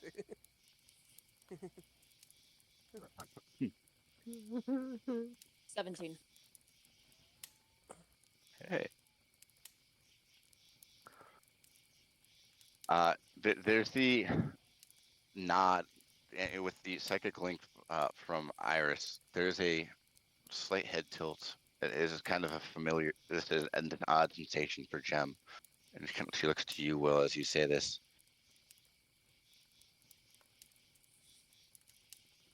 No baju ki baju. Points north, makes stabbing motions with a spear. Kill. Kill. No baju si hans food. And you hear a mix of celebration and groans, and you all can gather that she's now invited you to eat with her large tribe. This tribe of 3 different nations built together, and they are inviting you to eat. Will gets on his knees, bows a bit, and says, "Thanu, not you." Okay. Yeah. So if you guys want to eat with feral goblins, Baby absolutely will. Baby is so I happy. absolutely will too, because these motherfuckers can party. Yeah, will as well because it's about dinner time. They just dealt with 5 minutes. They just dealt with 6 monsters. One of them was fucking crazy. He could use some rest and a bite to eat. And hey, they're not trying to kill the goblins. Are trying to kill them, so that's a plus. And Baby's absolutely going to share the spices. They're going to teach them to make Torshaven coffee. Oh all right. no. So I gave each of the den mothers survival checks. The neutral zone goblin rolled an 11. The Rudanian gem, as she's announced herself, the Rudanian, the Ad Valoran goblin, she rolled an 18, and Branch, the Torshavn goblin, rolled a nat 20. Nice. So as you Baby all, him that this is hot, by the way. okay, no, yeah. So as you guys are kind of brought around this mud statue, you can see that the larger goblins are rolling chunks of tree trunk that, unlike the vegetation that's still planted, these are still normal, tree trunk, but it's chopped into make kind of like makeshift stools. As they begin to set up a bunch of different fires, there is a wide variety of very delicious smelling food. There's what smells like what could possibly be sand crab. It's a little. It's got a little bit of a sting to it, so they might have hauled it from Advalor, trying to have it keep well. There you can see a couple wolf legs are being roasted on spindled. There is something they might have snagged from deeper in the Thundering Thicket. It kind of looks like a satyr leg. Uh, Oh.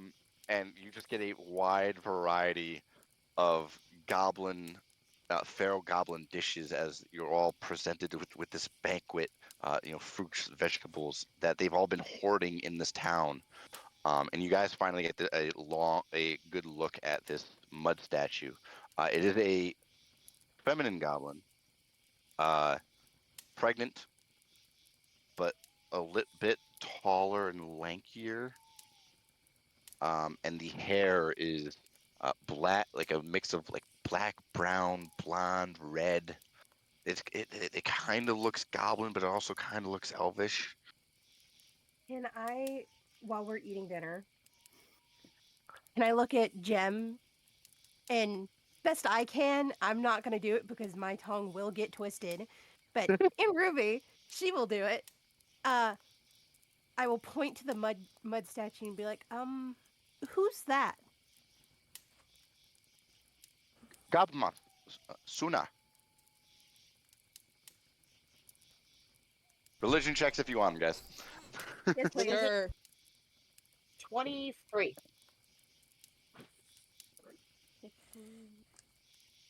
No, I draw my D20. 16. Hey, same 16. Make Okay. me want to re. You said religion? Yes. Okay, let's Wait, see. me getting a 16 makes you want to re-roll? 19. 19. Okay. Anybody else? Yes, 16. 23. Oh, 17. sorry, Birdie. What was yours, Bird Buddy? 23. 23. None of you have heard of a goblin deity. Jem has just referred to them as the Goblin Mother. And Suna seems to be some kind of a name, but none that you're familiar with. For those above 20, which is just Bird Buddy, you would have heard whispers of a cleric order making its rounds, even into the dense jungles of your land. That might be in regards. This cleric order is maybe in regard to Sune, but Suna and Sune, they clearly made a distinction between the two.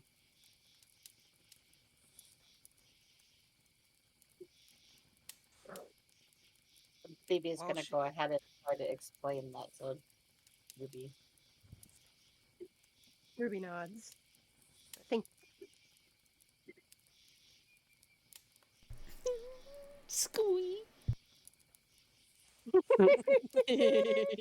Oh. There's, as you kind of explaining this, Jem is kind of like reiterating of, God Moth Suna, Sunabri Mes Vaka. And she actually points towards the tavern as you guys kind of stand up over the top of this statue, because it's only about 5 to 10 feet, and you kind of stand up, look over it.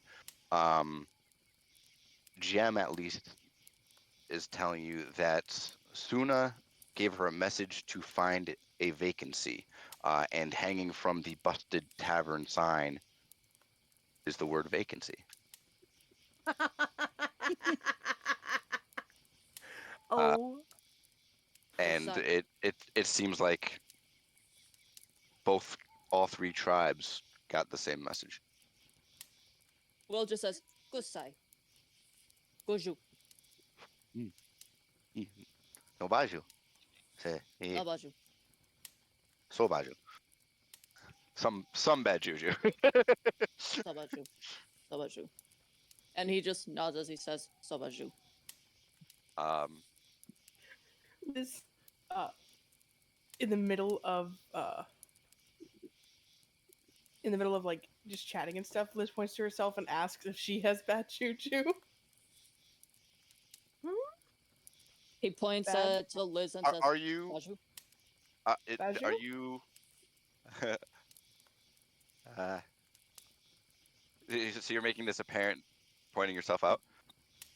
Like she points to herself, like one of them. She just asked if she has bad juju, basically. Let me give them checks. We'll see. You might have. Baby is going to make a. Baby's going to intervene and kind of like flail and say, question, and like asking if, like, in the best way Baby can, because Baby can only mimic, Okay. and like ask, in a way, reiterate what Liz is trying to say, that they're not them, but do they have? Does it follow them? No baju full. And she kind of leans to the other nest mothers. Mi no si bajuju. Sao baju. almost mimicking is there's bad juju to the south, mimicking monsters. Considering the trek they've had to make, they probably would have had a much bigger number. No ba nor baju, no bajuju, and points north. Uh, they hadn't they had an easier travel, and then it gets to the neutral zone goblins, the shades of darker and light green. And this is where your heart begins to skip a beat, Liz, because you know what you did. And you look to the the hill goblin, and she kind of pats her chest. Leaf, Leaf. You know, my name is Leaf, Leaf. and she kind of smiles. No baju, and points to Will. Grihai baju. Yeah. Sorry. So you got lucky, Liz. You didn't kill any of these neutral zone tribes companions. Ugh. I rolled an 18 for them, so you got lucky. No bad juju for you. No bad juju.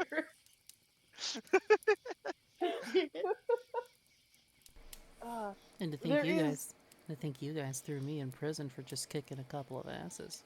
You almost died. Let's not talk about the tier 6. Yeah. We'll talk about it later though. Could maybe just like start performing to settle everybody's nerves with one of their not so scary instruments. I think it's the tavern harp. Sure. Considering you've been ID'd as the lone Torshavan member of this group, go ahead and give me a performance at advantage because the Torshavan goblins will help you. No, I was actually going to help, but that's cool. I'll do it later. So you said that's advantage. That gives me a natural 29. Hell Nice. yeah. So as you guys eat, eat and be merry with this wide variety of Rudanian goblins, you all watch as BB does play an instrument, kind of a, would you say kind of like a really rudimentarily made harp, but well strung? No, I will Um, post a video in the no mic, but okay, it is a type of lyre played with a bow, gotcha. Okay, and it tends to be more they usually attribute it to Viking funerals. gotcha. Okay. Um, that actually does work out in your favor. And as you all, eat, be merry, enjoy this wide feast as you're heralded as heroes by these Rudanian goblins. BB begins to play, and you can see that there is a bit of recognition from the Torshavan goblins. Um, and one of them shouts out, Orm, Ormu, and gathers a couple of people and begins to join into this orcish tribalistic celebration, heavily influenced by the Torshavan jungles. But you're all free to do what you want for the remainder of the night, and then we can fast forward to the next morning. Do I get to hit the long rest button? Yeah, go ahead and click the long rest button. You can knock that out now. So, okay, so this is like out of character. Iris, do you want to roleplay it, or would you just like to like have them have a moment as they just take a walk and do the big sister thing?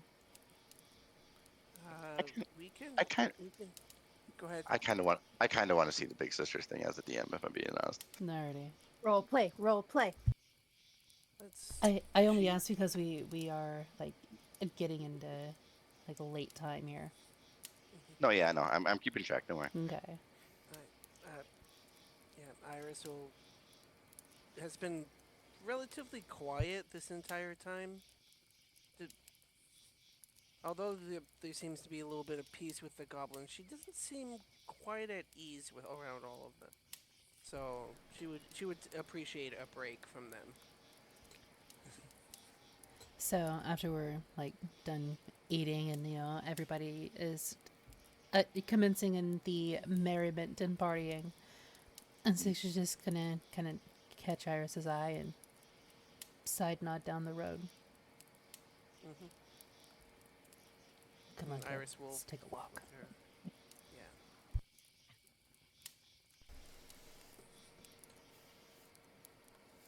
And she'll walk alongside Iris, walk alongside Six for a little bit.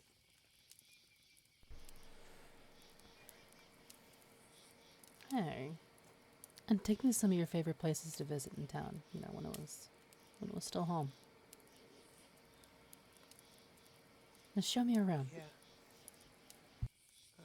She will take her kind of a looping pattern to. There used to be a small lot that she has played with the kids, and went past the blacksmith shop where she talked about watching her mother work on her weaponry with the blacksmith there, and the walk kind of stops as soon as she stops in front of her house. She just kind of stares at it for the longest time and points it out. But she seems almost afraid to go in.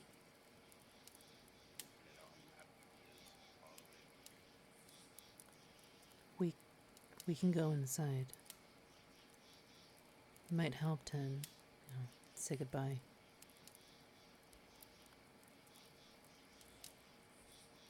Just keep expecting to see either of them in there.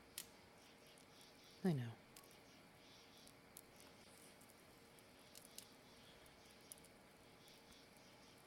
Come on, kid. Let's go say goodbye. Show me your house. And then she walks inside and going in through the rather rusty front door to the business and sees if there's really anything left over from that hasn't been looted or faded away in time. I am looking to see if there's a photo left. Okay. Give me investigation checks. Iris at advantage.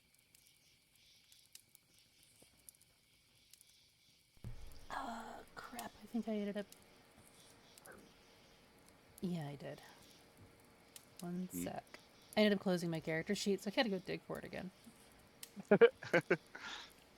Oops. And yeah, it's so laggy for me. That's a dirty 20. Okay. Also a dirty 20. All right. As the two of you kind of move around the house, it's exactly how you remember leaving it. You had been running the place on your own for a couple of years with a little help from Venture from time to time. There's a small little counter that serves as your place of sales in the living room. You move further back into the kitchen. The food, the little bit of scraps that are there is long since spoiled.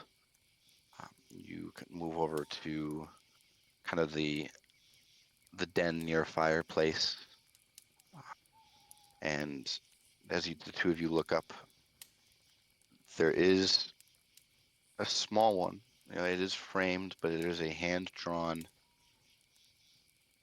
picture of Iris, her mother, and her father in his human appearance. And as you go and take it, you go to take it down, you lift off, and there's a slight resistance as a small string breaks, and you hear a click somewhere in the house.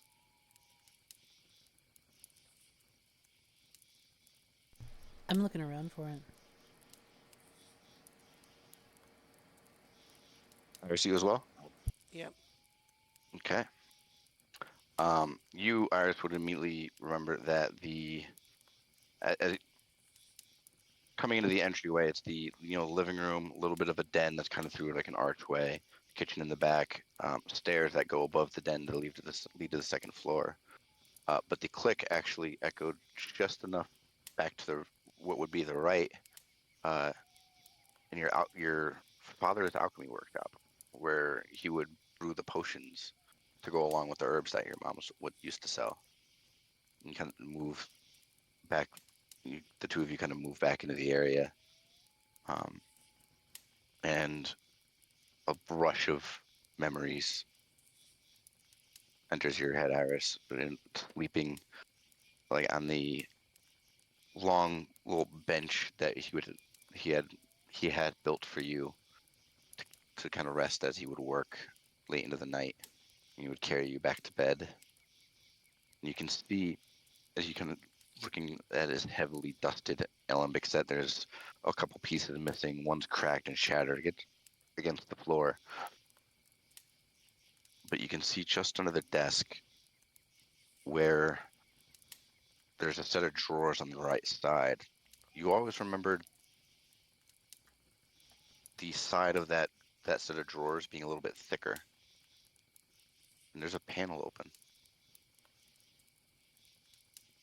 She reaches in and sees what's inside.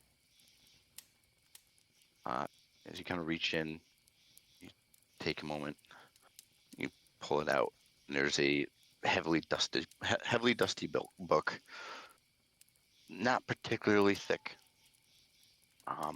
Seems to be some kind of a tome, notes perhaps. You gotta open it up, and there's a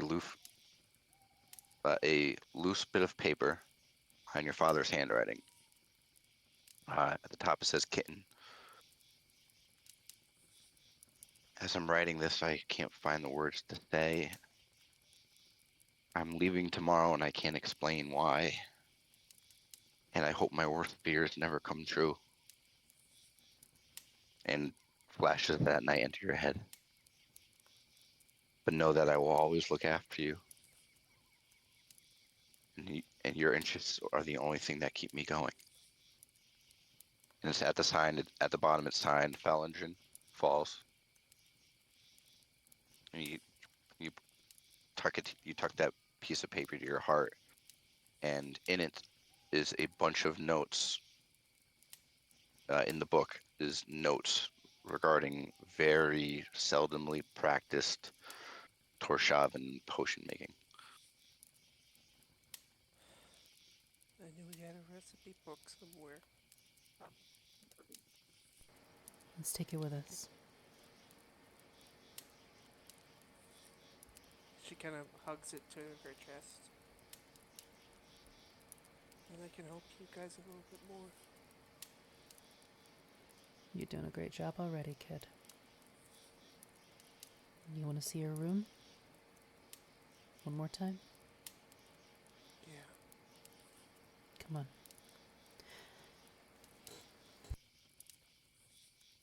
Okay. The two of you head back into the main living room and up the stairs to the second floor. Um, the first door, you remember Iris being, just above the kitchen, so you can smell when breakfast was being cooked and when dinner was being made. The first door on the left, as you enter it, there is what you had seen from the first floor is a large hole in the floor of your bedroom. Your bed is slightly askew, kind of leaning into it. The mattress has since been ripped out and torn open. Little bits of fabric can be seen down on the first floor. But further back, right up against the wall, you see your end table, precariously leaning closer to the hole. And still on top is a small jewelry box that you used to have as a kid. She's going to use Mage Hand to pick it up and bring it over, so she doesn't try to fall into the hole. Okay. As you kind of coax the mage hand underneath, you have the fingers flick to pull the jewelry box onto it. You bring it back closer and hold on to it. You open it up, and there is a rustic handmade necklace that your mother had gifted you before she had to leave. And it is of a hawk beak, accented with a couple feathers. And the way it's kind of draped with the couple feathers framing it, and the beak in the center, it's clearly meant to be the letter I.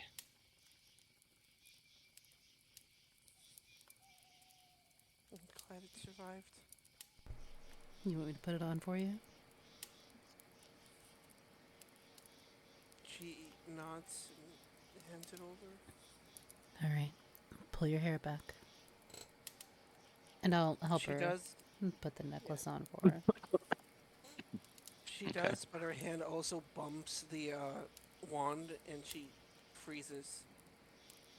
Uh, for clarity, because I didn't quite fully say it, the entire length of the wand is into the mechanism.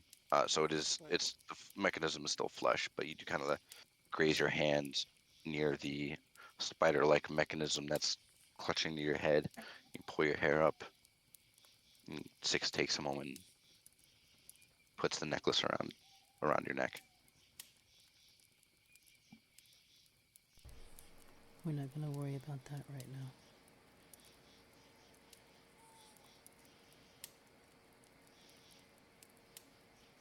We can talk about it later. Yeah.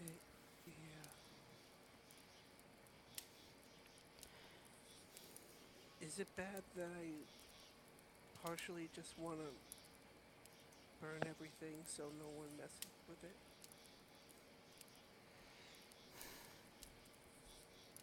I wouldn't say I it's don't know if bad. I'm ever gonna be. I don't know if I'm gonna be back here. I know. That's why we're taking one more look around. I think there's one more room. Are you ready? No, but let's go. All right. I feel that I'd probably be able to figure out, like, after being given the tour of the house, which one is her parents' room. Yep. At the end of the hall on the second floor, there is a door that is busted down and leaning open. You can see that the bed frame had been raided for firewood at some point, as well as the mattress. Uh, you kind of make your way inside. You can see it's almost barren. A couple bits of their end tables are strewn across the floor haphazardly. Uh, the mirror, probably the one exquisite thing they had, like a floor mirror, is scattered and leaning over against the side. And you can look to the closet, which kind of points back towards your room. It is slightly ajar, and there's what looks to be a tuft of fabric sticking out of the door on the floor.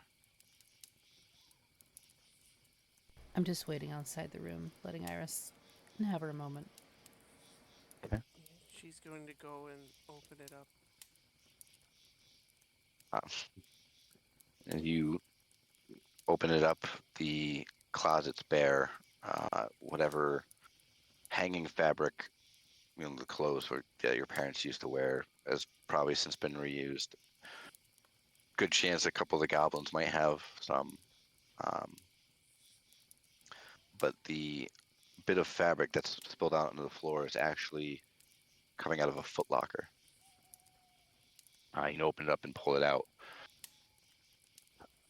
And open it up and wide, give it a quick flick to kind of get any kind of dust off. And there is an exquisite hand knitted blanket depicting a deep, serene jungle river with a beautiful sky blue waterfall of water that pours down from a cliff face. It almost looks like the sky is feeding down into the jungle basin below. You can immediately tell that this is Ventra's handiwork, your aunt's, and very likely was a gift to them at some point that they would keep.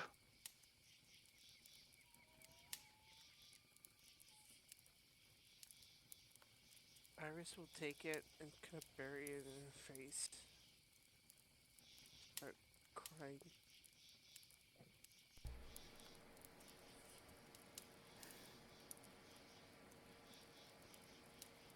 I'll go to her and just kneel next to her.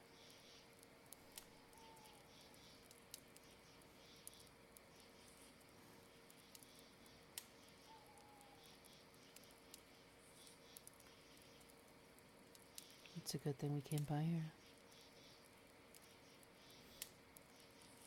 You're right.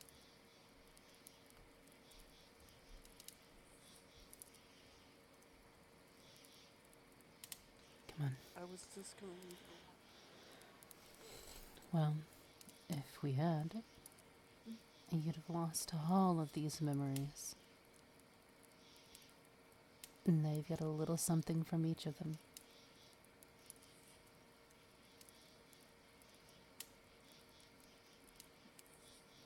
She wipes her face with the tears. She's just kind of wraps it up blanket. And right next to the book, she kind of just holds them both. I think it's time to say goodbye, kid. She nods.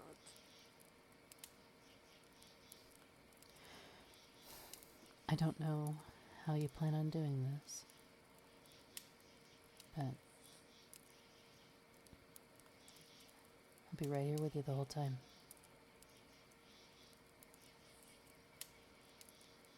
It's time to let it go.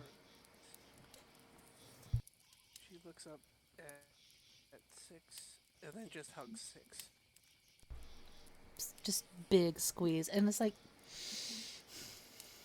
why is it that buff chicks get the best hugs?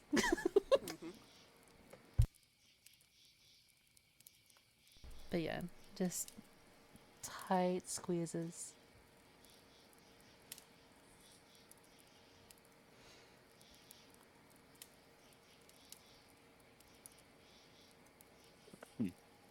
Come on, kiddo. We've got your new family to get back to. She kind of stops for a second and then smiles. I'm not going to lose this one. No, you're not. They gotta go through me. And that big lug, too.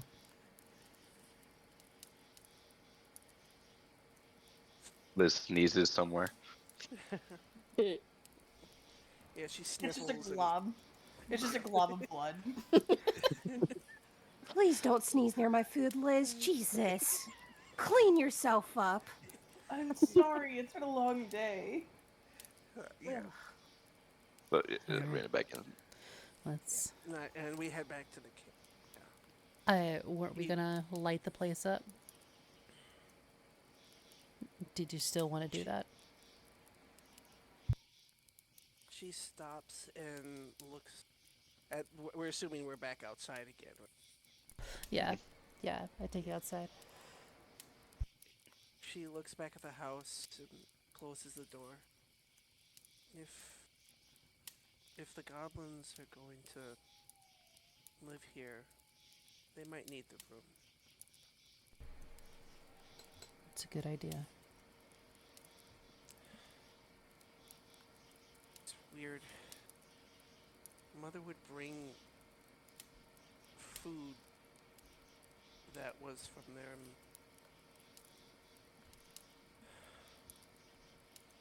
You know they taste like durians, right? Goblins? Yes. Never had it.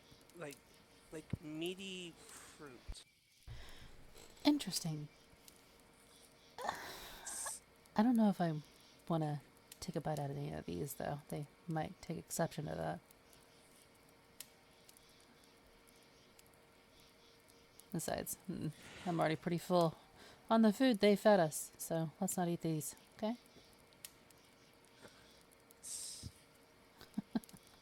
That part of my mom. I It's get hard it. I get it. I get it. Yeah. We've got your memories.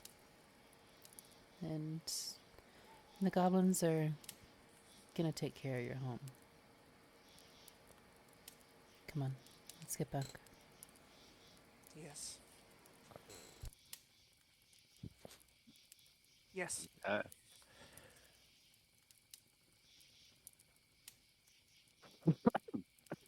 But the rest of you would notice after about an hour, Iris and Six comes back. Six come back, and Iris seems to be holding a couple other things. The festivities have died down a little bit. For those that remained at the banquet, you know that there's roughly about 10 nest mothers in total here. And there is what seems to be a distinct partner, at least in the current family dynamic, as they're kind of beginning to carry a couple of those smaller goblins back to some tents. Gem, after immediately eating, went right to bed. She's liable to pop any day now. Fair. And as the larger goblins are kind of posted up as sentries, the smaller goblins up as archers. There's a couple that are kind of like kicking their feet, and 4 really big animals came in, and we could have been fed for a while, but now we can't. What do you guys do before we wind down? And then You know what? Will is actually gonna ask Leaf some questions. Mostly because, he is technically on the job and he needs. And, they technically are witnesses to what happened before and just wants to know what happened when the Grihai and help went in and out of the cave. Branch, who's as you've kind of gotten the idea of as the others have gone to bed, is Sure. the newest pregnant of the 3. Branch, she kind of looks to you. Grihai, she begins to like count on fingers. 3 came back.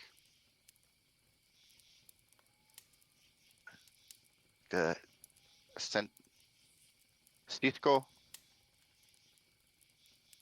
in. I sent a scout in. Yeah. Will's just nodding along, showing he's understanding. Scout no ret. No scout no ret. Scout didn't return.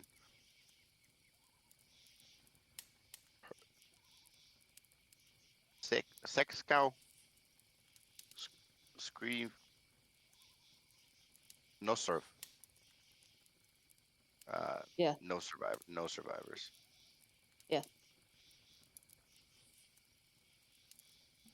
Me and Fred got job to look in cave. For my sake, because I kind of got lost a little Yeah, bit there. What's your intention with that? he was saying that he and his friends were here to explore the cave, but they had a bit of a detour with what happened at, and he points to the tavern. But the reason why they're here is for the cave. She kind of like gestures to herself again. Nesmuth, Nesqui, and points to where Jem went off to bed. Yeah. Bleskro Tosan. The Nest Queen and Nest Mother will bless you all tomorrow. Thank you. Me. Good And night. she Gotu. And she kind of bows, and there's she's brought given her posture and demeanor, even though she's newly pregnant, she kind of like stretches her back, so this might be her first litter. She starts hobbling off to bed, and you can see that as the festivities are coming to a close, the music's relaxed. BB's absolutely spent having danced for about an hour playing music with these goblins. But yeah, all of you can make your way back to camp if you guys got a little bit more before bed amongst the rest of you. No, the moment we get back into camp, I'm just. Honked out. Phoebe would like to talk to their bird friend, but kind of like go sleep afterwards. Okay, you want to talk to your new bird friend? All right. Ruby, you got anything? She'd be more quieter than usual. You know, not happy. She's just kind of avoidant, mostly staying in her little tent bubble set up in the barn that they have. Okay. So that's pretty much it. You can talk to her if you want to. Private place. Okay. BB. Yes. As you've all made your way back, you tend quickly to the animals. Easily enough, Lady and Axe were on guard pretty much the entire time. Luckily, the other goblins hadn't made their way over because they were in the middle of the festivities and looking out for the combat. But as Axe and Lady go to bed and the rest of the party goes to bed, you kind of look back up into the rafters, into the hole into the ceiling, and kind of perched in there, you can see your raven friend.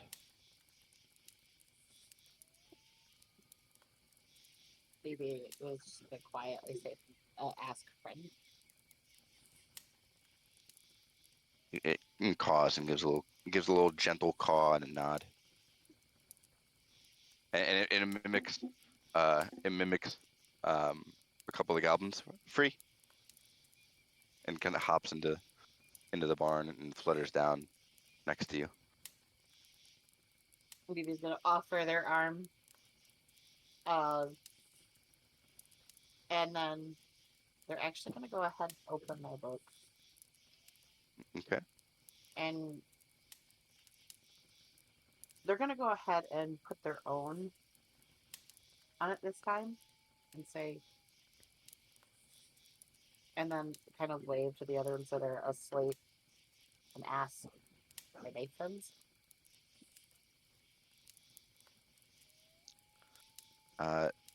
As you open the book, are you putting, for clarification, My are you putting your own blood in? Yes, Phoebe's using their own. Okay. You open it up, you kind of prick your hand, and smeared across the page. And as you kind of offer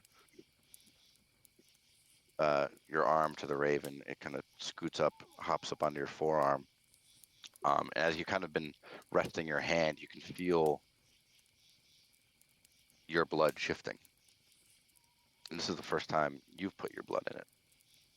No images appear. No change to the table of contents, although you would note that the story associated with Iris has changed to the tale of the flayed child. So make a quick note of that. You just feel the change of the font further in as you put your hand to it. But your blood shifts. And it doesn't set, but it does form words. Do you remember me?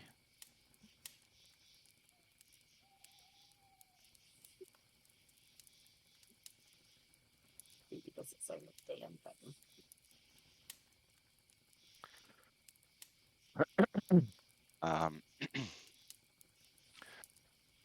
As you sit there and wait, there's a slight peck as the raven kind of tries to get your attention, and tilts its head, and you can tell that this raven's actually fairly old. It seems to be right on the cusp of what would be elderly for a raven. There's a little bit of silver and gray in its feathers. The feathers aren't as well kept. But as the blood begins to change, you see the depiction of a spirit that you've seen near your home. You would know that the locals called her the White Lady. And sitting on her shoulder is the raven that's sitting on your arm, but a few years younger.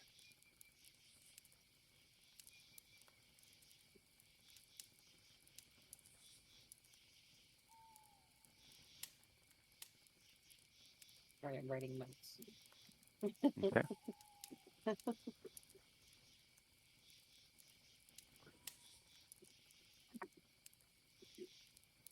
BB doesn't really have much to say. They're just gonna go ahead and pat the raven. Okay. One And second. then say, and just say friend. Thank you. Okay.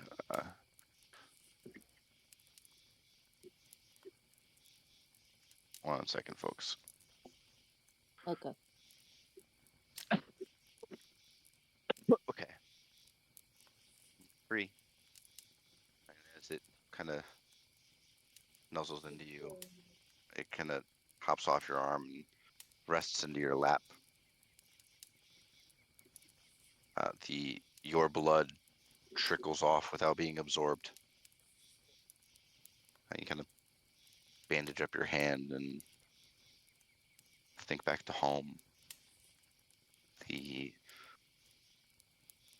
now sitting here in Rembark's Rest, and this land that was dying and rampaged through and destroyed, given a new life. You think back to your home and how the people of Torshavn and Kanzakad repurposed the dying farmlands into a monument of sacrifice and memories. You think back to the wrought iron fence, the large gate that had an oddly non-Torshavn aesthetic to it, as it was more of just an archway, metallic pillars straight up with a slight bent bowing piece of metal. That gate always perplexed you, especially when the book appeared before you one fateful night so many years ago, and you think of all the questions you want answered. Iris has had some, the others have had some, but you haven't. And for the first time, you begin to think of what it's going to be like to head home, and you begin to worry. And that's where we're at the session.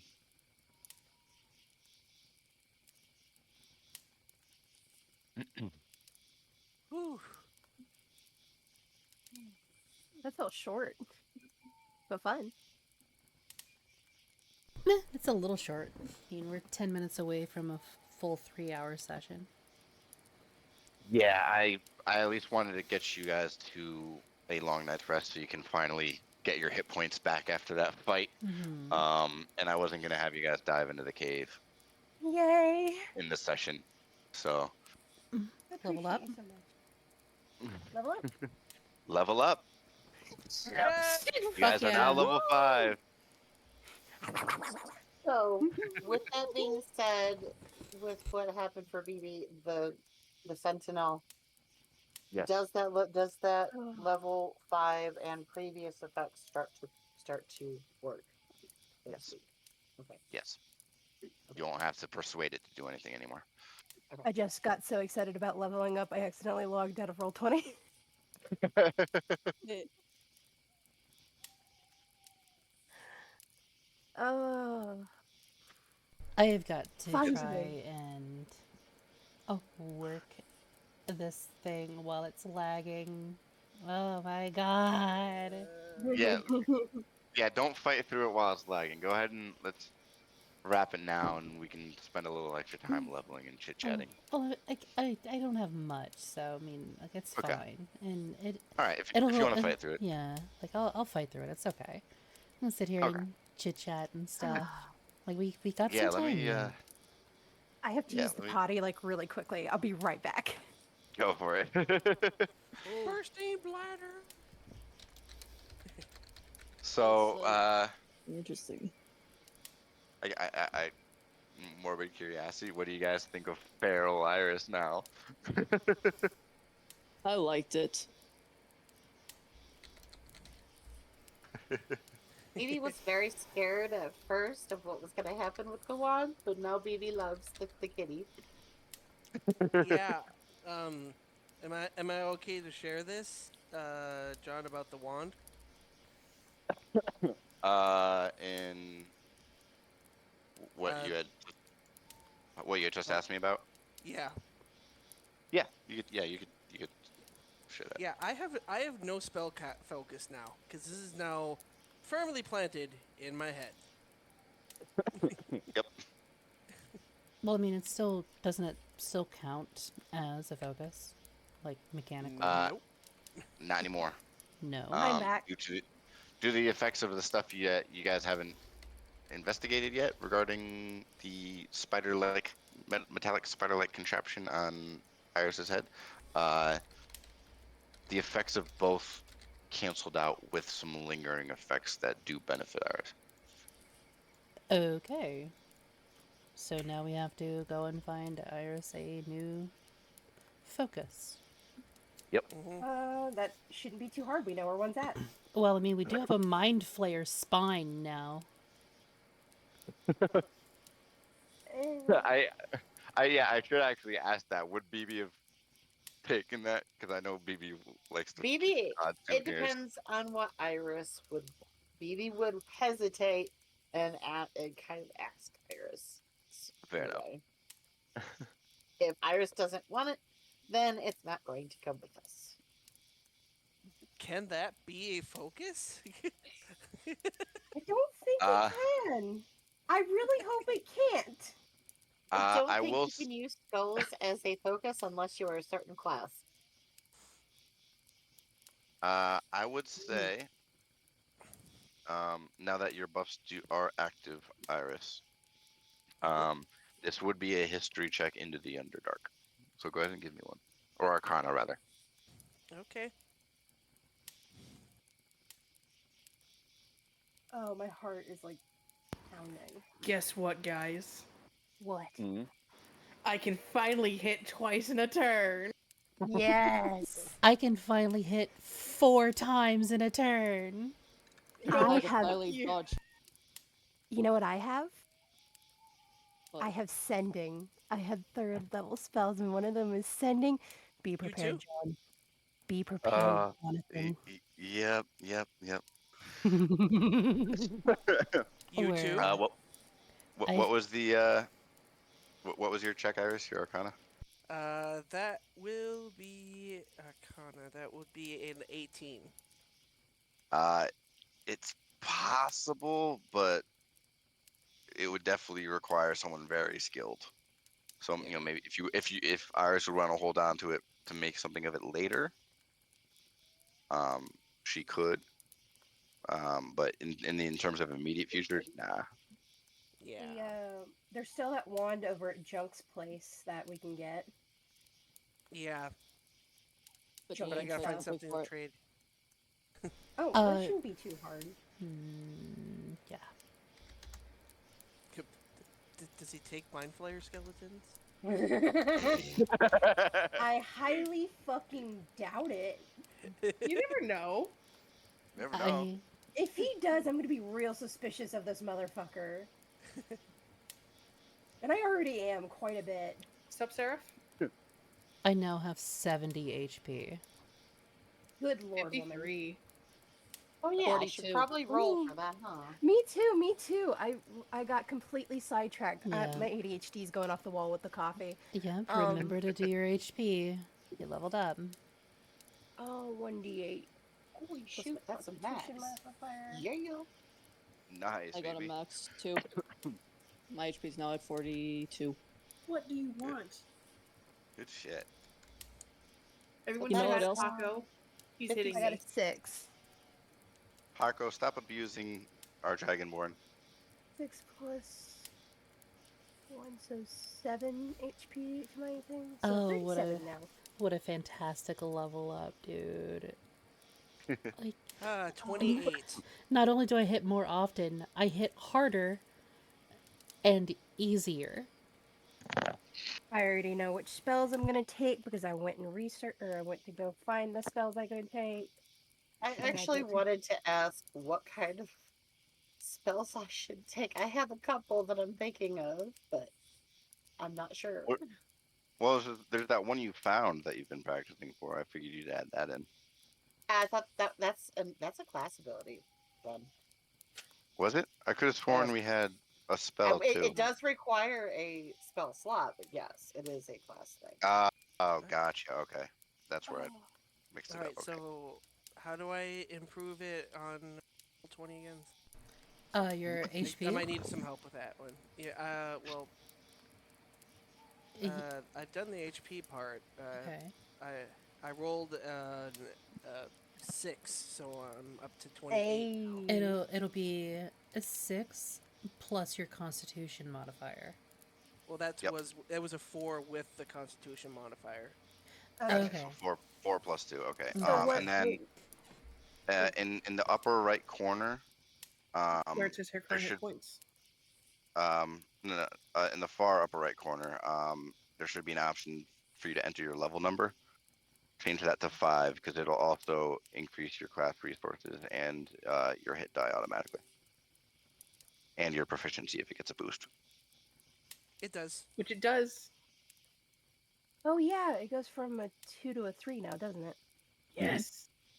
Oh, I get to go change all my stat numbers. Great, I love this. No, it automatically does it when you change the Oh thing no, for- hard copy, dear. Oh, okay. Wait a minute, what are you talking about? Yeah, my HP, I got a 7 plus a 3 plus a 2. Yep, from tough. Yeah. What was your question, Will? Oh. Turns out I was wrong. I forgot about my Constitution modifier for a moment. It's now at 44. Nice. Evie's at 56. I'm at 37. 37? Yep. It's been a while. I forgot what else I have to do after leveling up to 5. My- It has been years since Uh, I made it to Okay, level 5. so you'll. Okay, so at level 5, I don't believe you get a subclass feature, but at level 5, let's see. You should get uncanny dodge. I already dealt with that. Mm-hmm. Okay. I think your sneak attack die may increase. Let me look. Goes up 1 maybe. Yeah, it goes up 1 extra d6, so now your sneak attack is 3d6. And Been your that long since I played for it. your proficiency bonus is now a +3. So do you, It's always Ark, do we have Yes. your information linked? Like saved, pinned? What? Oh, I get that now. Yay. How do you mean? 1 second, let me jump to it. Well, I can finally drop all that huge hit pool of temporary hit points. Guess who gets destroy undead now? Can I just say I had a great time talking with the goblins? Good, I'm glad. Oh, that hurt my brain so bad trying to figure out what y'all were saying. like It was I horrible. Now you guys know. Now you guys know how Liz feels about common sometimes. like I'd caught on to it like fairly quickly. But yeah, I didn't want to say anything because 6 wouldn't have said anything. Yeah, okay, so yeah, your next subclass feature isn't until 9. Will, so you just need stuff out of your class. So let me go ahead and grab that. I already got it. Uncanny dodge and changing snake attack from 2d6 to 3d6. And yeah, upper right corner, don't forget to change your level from 4 to 5 so it automatically handles your proficiency bonus and hit die. Did so. Okay. Get fun spells now. Kenny done. Yep. You should be set then. Will, you're good. Okay, cool. Is it 5th level or 6th level where you get 3rd level spells? Fifth. Please tell me that you ended up grabbing Revivify. Oh, me? Yes, I did. I also Okay. have Blink, Dispel Magic, and Sending. And that's fine as long as we grab Revivify as well. I'll steal you a diamond. I don't care. I love you. I already planned on grabbing Revivify regardless, so I have it. No need to worry. No need to panic. The cleric has your back. The Ex- cleric. I'm. Except you don't have a diamond. Well, yeah, I mean, you don't know that. unless somebody would, if some 2 people, I'm looking at you too, Will, because you're the rogue, want to get some sticky fingers, I would appreciate that. I love Liz that you're is just giving. going la la la la la. I love. Well, I mean, this is out of character, like but like, yeah, like I love that you're giving Will shit just because he's a rogue, but he literally hasn't stolen anything. Yeah, I know. he's literally.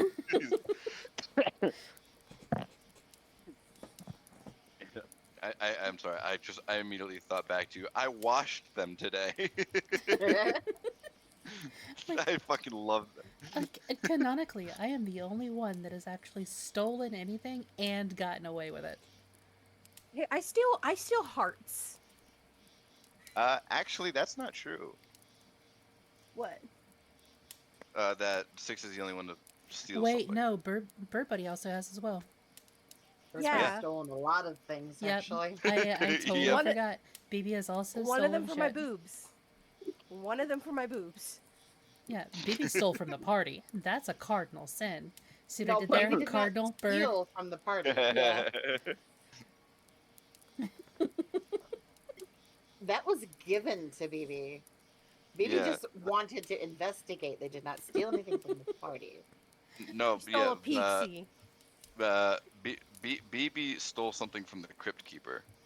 Oh, way, yeah. way back. Goblin. Yeah. See, I Oh, cannot I cannot hear the words Crypt Keeper and not think Freaky Friday. Delvin. Yeah. Delvin in the Pine Hill Cemetery. Mhm. I got notes. They're all uploaded onto Obsidian now, and it's crazy. And I don't want to rewrite session 16. It's so weird looking at that image and thinking that's pretty much what my brain was trying to process all of campaign 1. Oh, Liz's. Yeah. Oh, Like, It doesn't show like, hold anything, on, so hold, Seraph could show hold on. it. Yeah, Seraph, can you grab that and just show it to stream real quick? Grab Oh, what? please put it on stream. Do what? What am I grabbing? Here, hang on, I got it. The image of May's obsidian right now of all the little lore dots. Oh, For campaign 1. Lord. I sent Yeah, it into Mike. It's a Okay. fucking. That's what my brain was processing. So Yeah, forgive looks me like- if I stumble. It looks like a broken Blender model. It really does. I'm gonna be real with you, John. You cannot keep spelling straight for shit. Yeah, I know. Yeah, That's why I so made sure to make a bunch of notes this time. all of this webbing, all of these little dots, I don't know if it's actually showing up on stream here. No, it's not. Not yet. No, it's not showing up at all. One sec. So all the little dots are like lore pieces, characters, cities, whatnot. Yeah. Hang on. I know, I'm explaining why you pull it up. Yeah. But I gotta like actually move the page over and everything. Uh-huh. So there is a part of it that is campaign 2. Yeah, but it's Where? small enough. I'm not gonna be able to see it. No, you can see it. It's that stuff off to the right. Actually, wait. Yeah, it's the stuff off to the right that's not as interconnected. But yeah, all of this like tangled mess and webbing, that is the entirety of campaign 1. Yep. How all of the pieces of information link in. All of the outlying dots, May, if you could. So a lot of those are just like mini things, like some of it's like my draconic language stuff, the Sylvan language stuff that I helped Velish with, and then also some gods that weren't actually mentioned but are still important. Yeah. So it's like extra shit. Yeah, it's extra information that wasn't necessarily tied into the story itself, but was still a part of it. Yes. But yeah, I am gonna go ahead and raid off here. All right. Yeah. So Thanks for stopping, everyone. yeah, I hope you guys had a good time. We are gonna go visit our girl Luna. Thanks Hell for being yeah. here. Yeah. Loon. We get to see Luna. Yeah, I get to hang out with Luna. All right, guys. She Have should you be guys- she should be an FT, right? I think so. Yeah. Nice. All right. We'll see you guys later. Have a good night. Later. Have a great night, everyone.